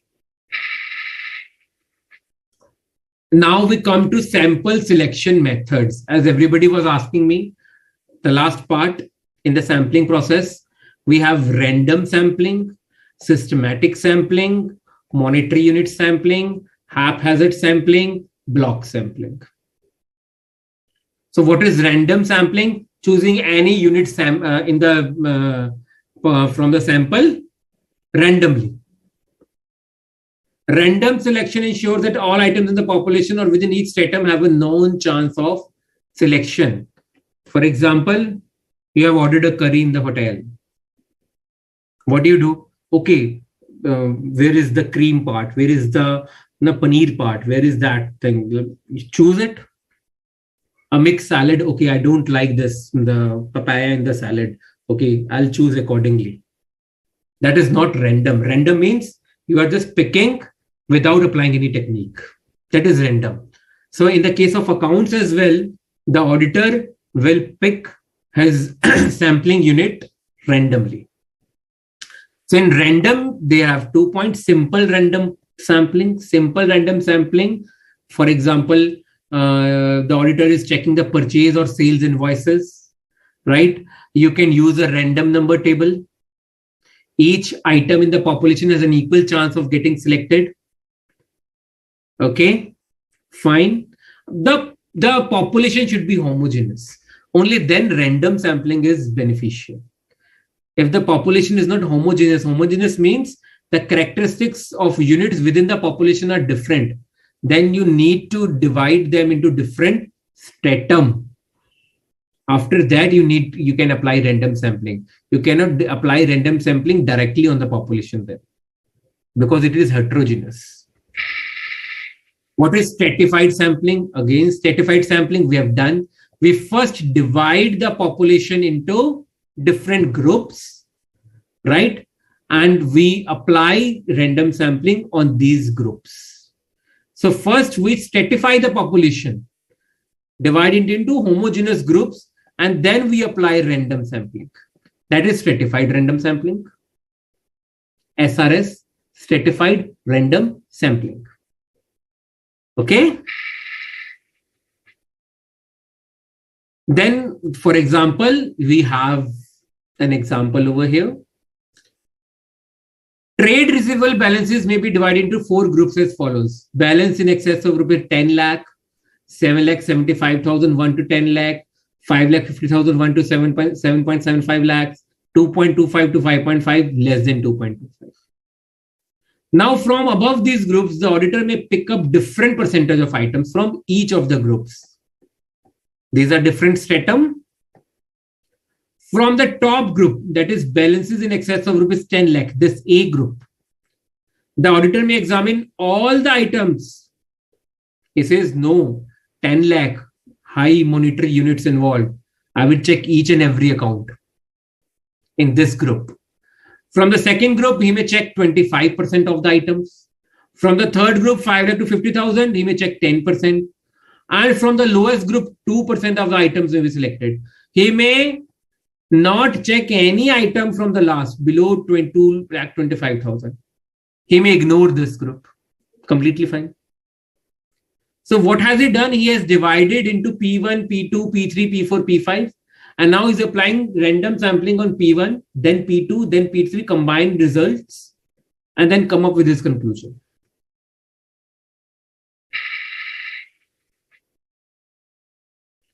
Interval sampling or systematic sampling. What is that? Okay, I'll choose all the odd units while taking you for different, while making teams during schools. You know, you will play games, or there would be oral tests, and teacher would make teams, team A, team B, team C, all odd roll numbers, team A, all even roll numbers, team B. So what did the teacher do? Divided it into your population, different population, and then 4 students from team A would compete against 4 students from team B in competition A. 2 students from team A would compete against 2 students from team B in competition B. That is interval sampling or systematic sampling. Okay. So it could be first 10 roll numbers. Yeah, income tax lab is also that kind of method. Income tax lab. Good, Dhanyanesh. First 10 students, then leaving 5 students, another 10 students. Students having roll number 1 to 10, students having roll number 21 to 30, students having roll number 41 to 50. So in the same way, the auditor could check the debtors, the creditors, the expenses. That is known as interval sampling or systematic sampling. Monetary unit sampling. where we have done value weighted selection. Monetary units are the sole criteria. Haphazard sampling, not using any technique, any random account, any heterogeneous population, any random account. That is haphazard sampling. No structured technique is followed. Right? If you are following statistical sampling approach, mathematical approach, haphazard sampling is not suggested. No use of random number tables, nothing. Just selecting any unit, any stratum, any value. Haphazard, confused, right? In a faster, aggressive manner. That is haphazard sampling. Yes, Chetiraj, using geometric progression or arithmetic progression kind of sampling. That is haphazard sampling. Block sampling. Block sampling is you take a group sample. Okay, you have 10,000 invoices with you of debtors from this particular company, right? So what would I do? I'll check the first 200 invoices. Then I'll take a gap of 50. Right? Then another 200. So I've selected my sample 200, 251 to 450.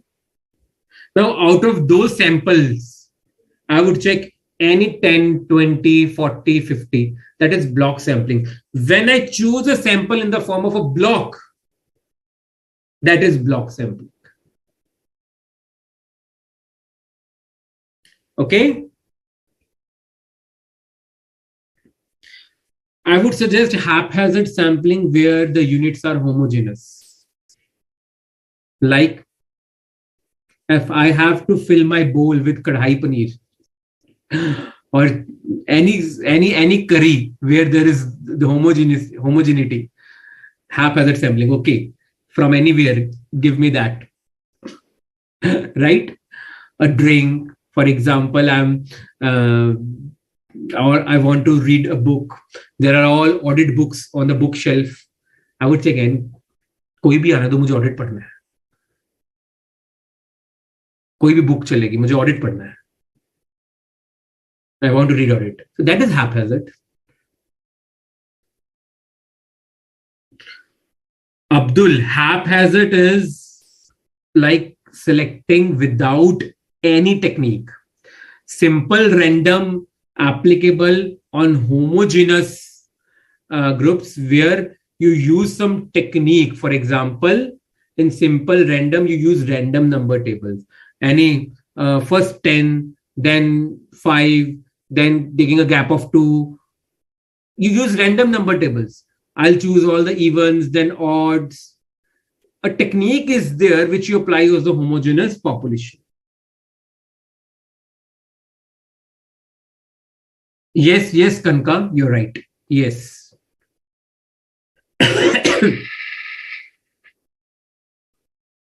So, the auditor shall perform his audit procedures.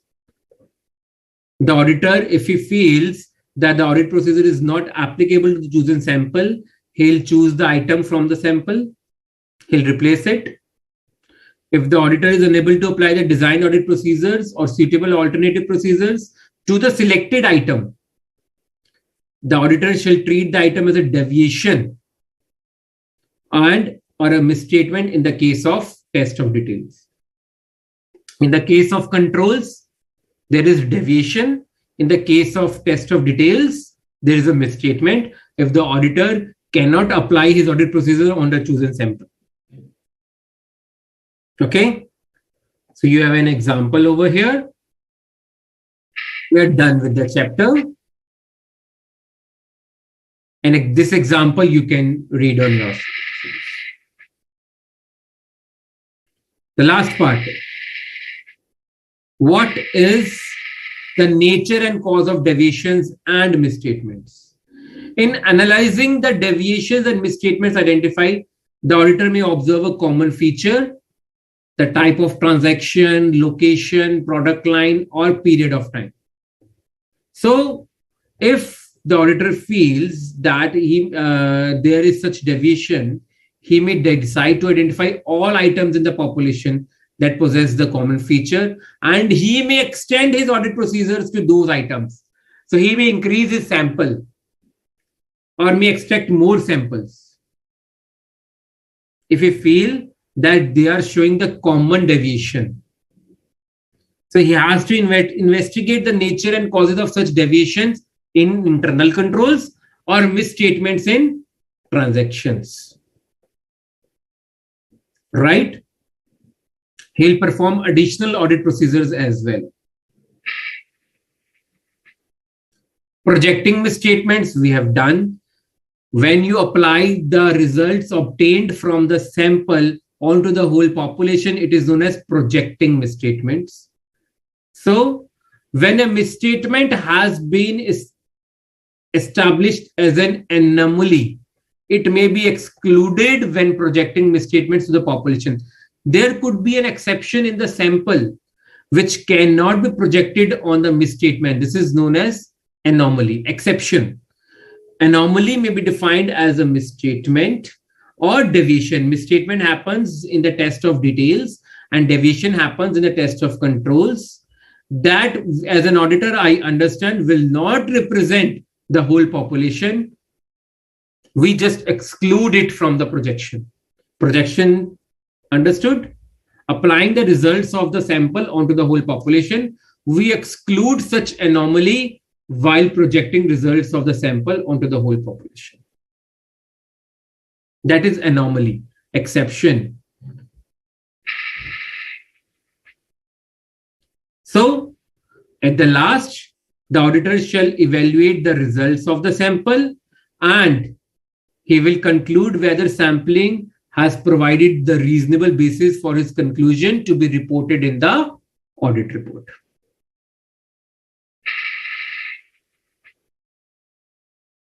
So, for test of controls, if the deviation from the sample is high, deviation. In the case of test of details, if the misstatement is higher,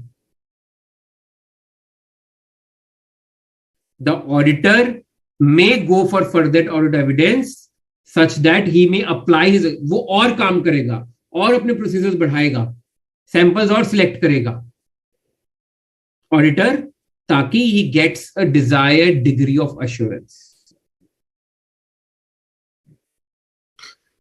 If the projected misstatement, whatever he has found, sample 10 units का था जिसमें से 20%, there was a sample of 10 units and 20% of those units, for example, stock, I made samples of 10 units, 10 samples of 10 units, and each sample had defective stock of 20%. Applying on the whole population, right? Average, somewhere it was 20, somewhere it was 30. When I combined and projected it on the whole population of stock, the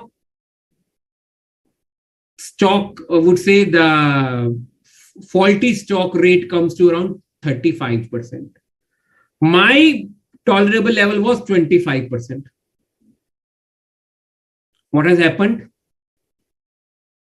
The rate of deviation, the rate of, I would say, the misstatement has increased. The misstatement is higher than what was set as tolerable level. Okay. So from the sample, I will have to check that the projected misstatement plus any anomalous misstatement. Anomalous misstatement is exception which cannot be projected on the population. We should compare the combined effect of projected and anomalous misstatement to the tolerable level set up by us. And we should come to a conclusion that the more it is near to the tolerable misstatement level, everything is good. If it is higher than the tolerable misstatement level, the combination of projected and anomalous misstatement, we need to increase our procedures and we need to communicate with those charged with governance that risk is higher in your organization.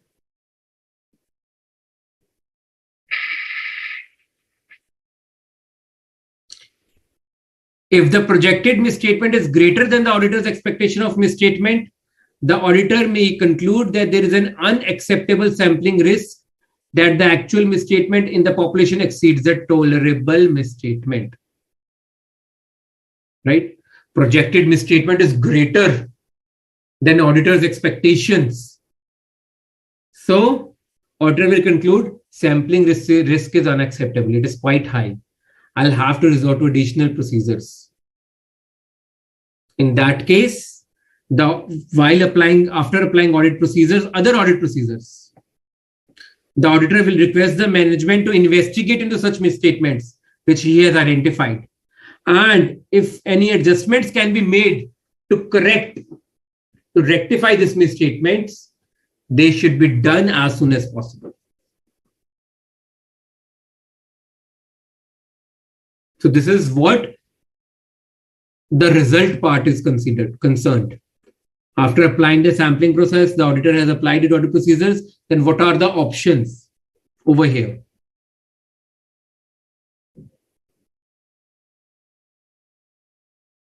So that was your chapter 7. The last part was a bit tricky, evaluating results.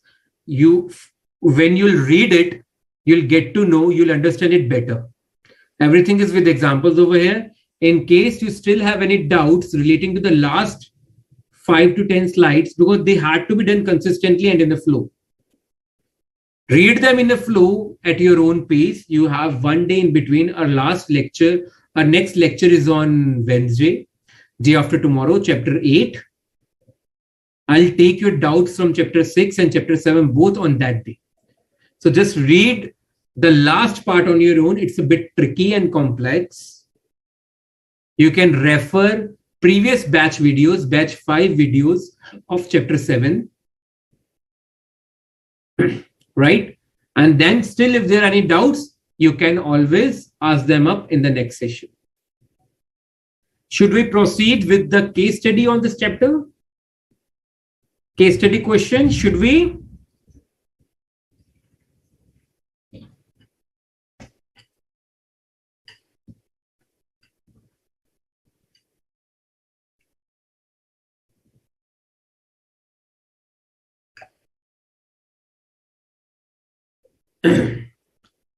Please let me know if you all are here with me. So to nahi gaye with the technical part. Okay. Okay, let's practice the case study.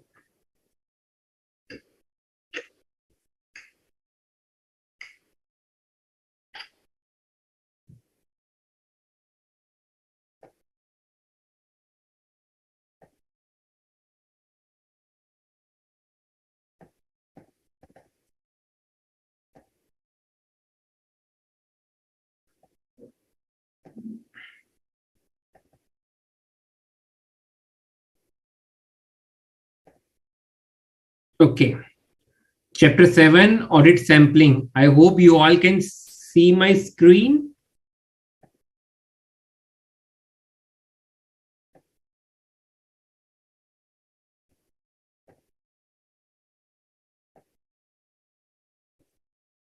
Okay. CA Rashik Sharma is employed as an internal auditor with Fulchand Pharmaceuticals Limited and looks after day-to-day accounting queries and audit requirements of the company. With company having such a huge turnover, customer base and network, Mr. Sharma finds it difficult to audit each and every transaction and aspect of accounting and controls. He understands that to ensure good and reasonable standard of work, he should adopt some standards and techniques that can lead him to an informed professional opinion. So he wants to resort to sampling techniques to solve this issue. He is aware that his methods and procedures will be governed by SA 530, whereby his objective would be to provide a reasonable basis to draw conclusions about the population from which the sample is selected. Appropriateness, completeness, and reliability of the population in question are some of the characteristics it needs to possess. C.A. Sharma is more inclined towards statistical sampling in his approach. However, where exact accuracy is required, or in case of any legal requirement, he switches to non-statistical approach, in which his experience and judgment are the caretakers of the game. He makes it a point that in considering the characteristics of a population for test of controls, he has to make an assessment of the expected rate of deviation based on his understanding of the relevant controls in order to design an audit sample and to determine sample size. He also considered SA 530, which provided him the guidance on the use of stratification and value-weighted sampling techniques based on a unique parameter. Thus, he found it comparatively easier to render professional services effectively using sampling techniques. Giving you 2 minutes to go through the whole case study once again. Giving you 2 minutes to go through the whole case study once again, then we'll proceed with the questions.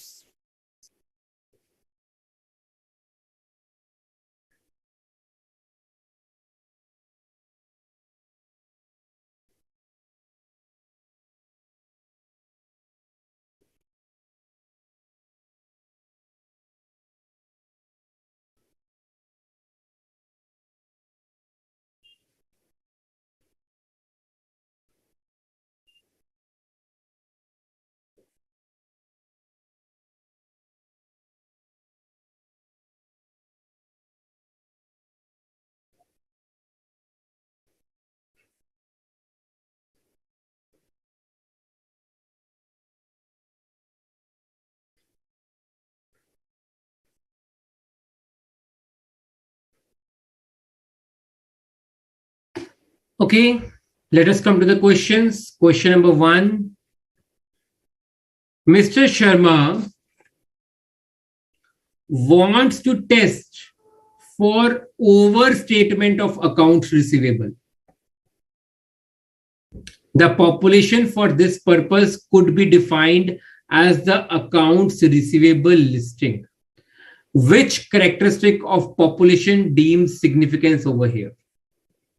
So to check for overstatement of accounts receivable, the population for this purpose could be defined as the accounts receivable listing.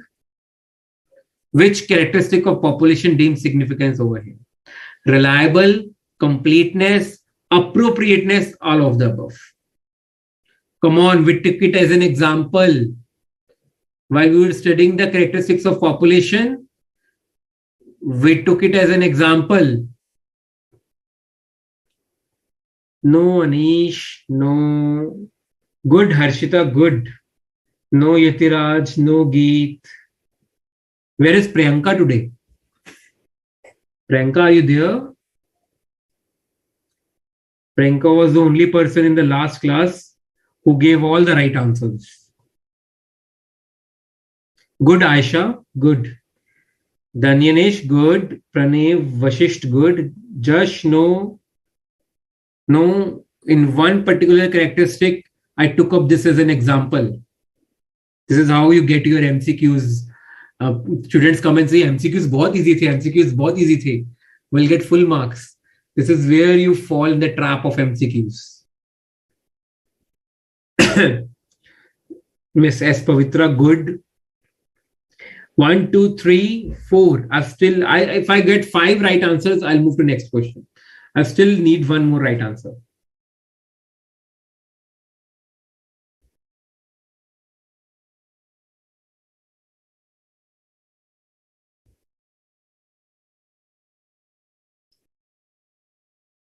Okay, the right answer is appropriateness. 1C. Okay, next question. Mr. Sharma selects sales of March, June, and September as samples in the previous year as different from what he selected during the last year's audit. He is using what? Statistical sampling, non-statistical sampling, periodic sampling, stratified sampling. Mr. Sharma selects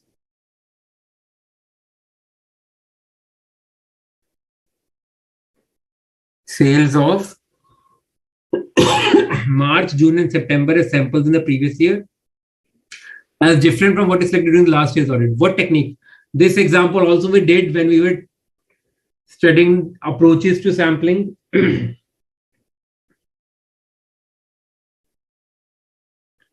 2B. Danyanesh, very good. No, Abdul. Pavitra, good. Aisha, good. Harshita, very good. No, Jash. No, Abdul. Pranav, good. So if anybody finds that his answers are coming to be wrong, that doesn't mean that they have not understood the concept.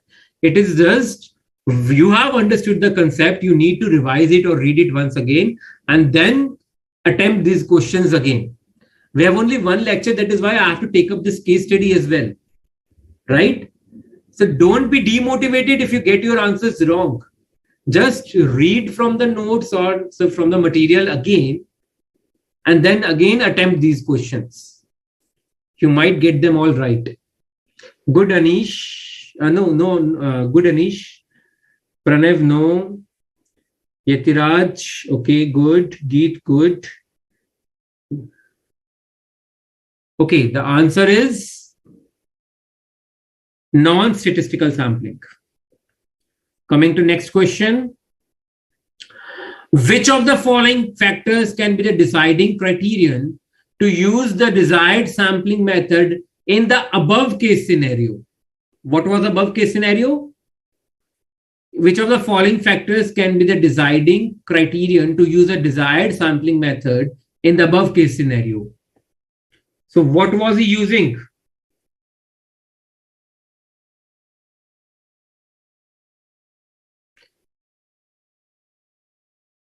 Statistical sampling or non-statistical? What was it? In second question, the answer was non-statistical sampling. So in continuation to this question, the question asks, what is the deciding criterion? What is the deciding criterion? In continuation to question number 2, the answer was non-statistical sampling. It's quite simple. Auditor's judgment.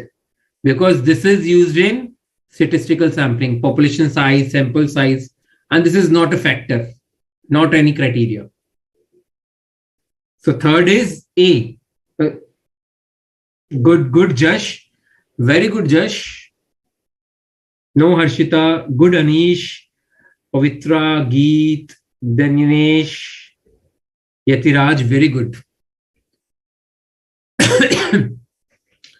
In considering the characteristics of the population for test of controls, Mr. Sharma finds that the accepted rate of deviation is unacceptably high. Hence, he would decide to, Mr. Sharma, CA Rashik Sharma has found that the accepted rate of deviation is unacceptably high. He has accepted that rate of deviation is usually high at the client place. What would he do? He would perform test of controls. He would not perform test of controls, perform extensive test of controls, withdraw from such audit engagement. Accepted rate of deviation is usually very high. That has been accepted. So what would he do?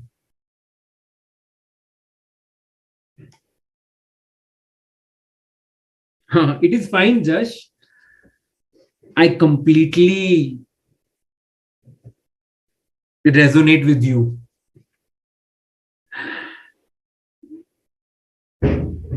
So, the accepted rate of deviation is unacceptably high. Since the accepted rate is unacceptably high, he would not perform test of controls because at the client place, He would not. He would not. That is what we did. He would not perform test of controls. Why to test the controls if the accepted rate of deviation is unacceptably? The rate of deviation at the client place in case of controls is high, which is not acceptable to me. If I'll perform test of controls, they are going to give me results which are not appropriate in my opinion. So why do I need to test the controls? When I know that the accepted rate of deviation is high, even if I go to the management or TCWG that it is unacceptably high, they'll say, we know. We accept it. He'll directly write it in his audit report. Very good, Abdul. Geet. Harshita, good. Fifth, stratification of population under audit improves efficiency. When Mr. Sharma performs test of details in the above case, he would stratify the population by. So how would he stratify the population on the basis of which criterion? Size, monetary value, random basis, age of accounts. What is your answer?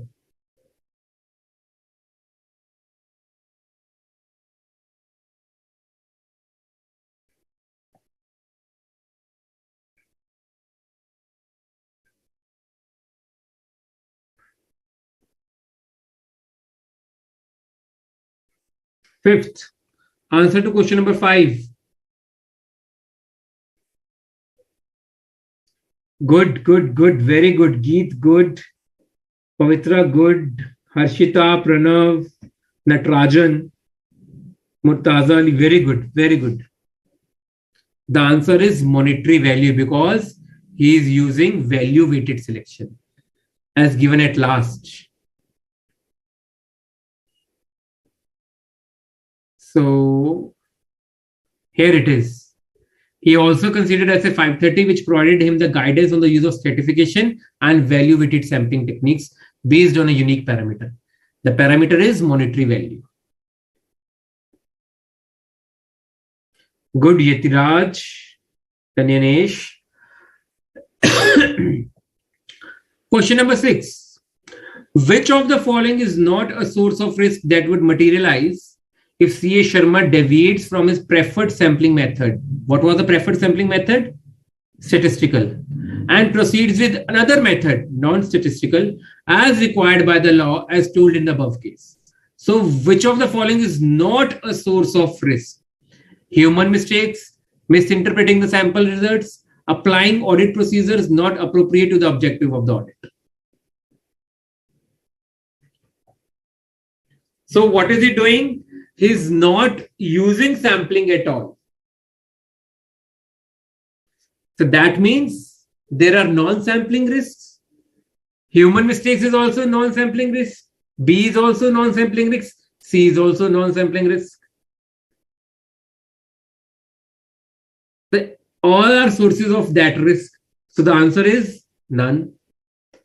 The answer is none to 6th question. Good, Aisha. All these questions you will find in your notes, in your study material. I'll see to that why the study material, the notes of the previous chapter 6 are not visible to you.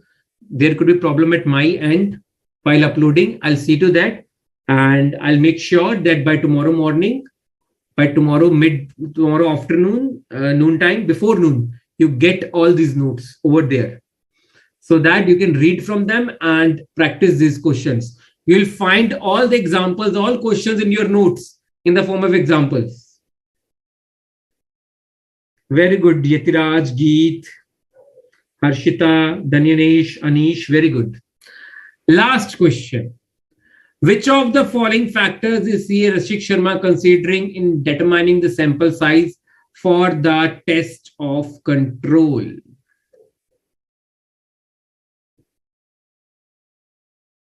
Projected error, tolerable error, expected error, both B and C. Both tolerable error and expected error. 7th question.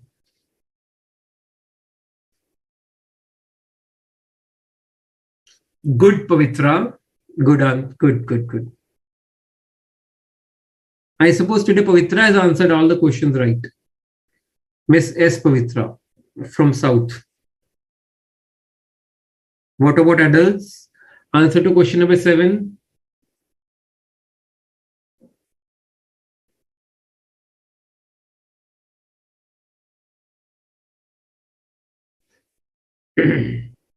Oh, good. Danyanesh, Anish, Jash, good. Yatiraj, no. Pranay, Vashisht, good. Harshita, good. No, Abdul. Very good. The answer is B. Both tolerable error and expected error. So you'll get the answer key to these questions along with explanation in the notes. I'll upload the notes as well as this case study for your practice. And we'll make sure that you get to read it before the next class on Wednesday, so you can ask your doubts relating to both the chapters.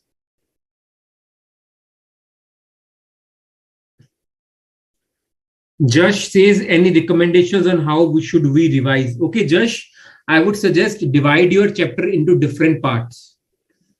What would I do? Okay, since Josh has asked me any recommendation on how should we revise, so I always tell students to make chapter charts.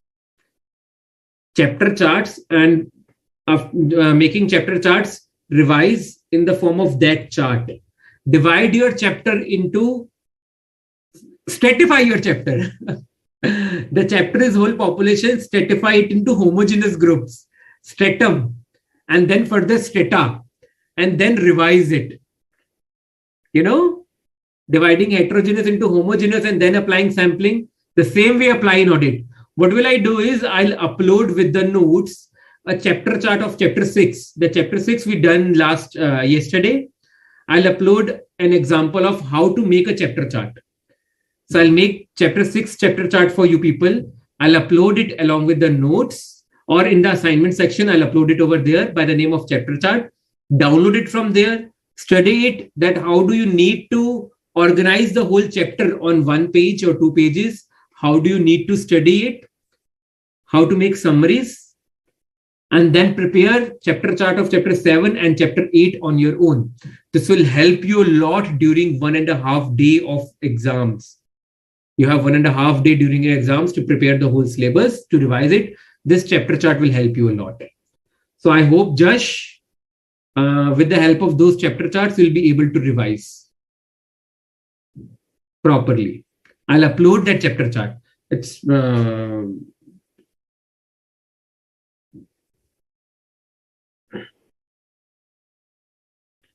okay, everyone. Any doubts? Or you'll study first and then you can ask in the next session. Take care for the day. Good night. Bye-bye.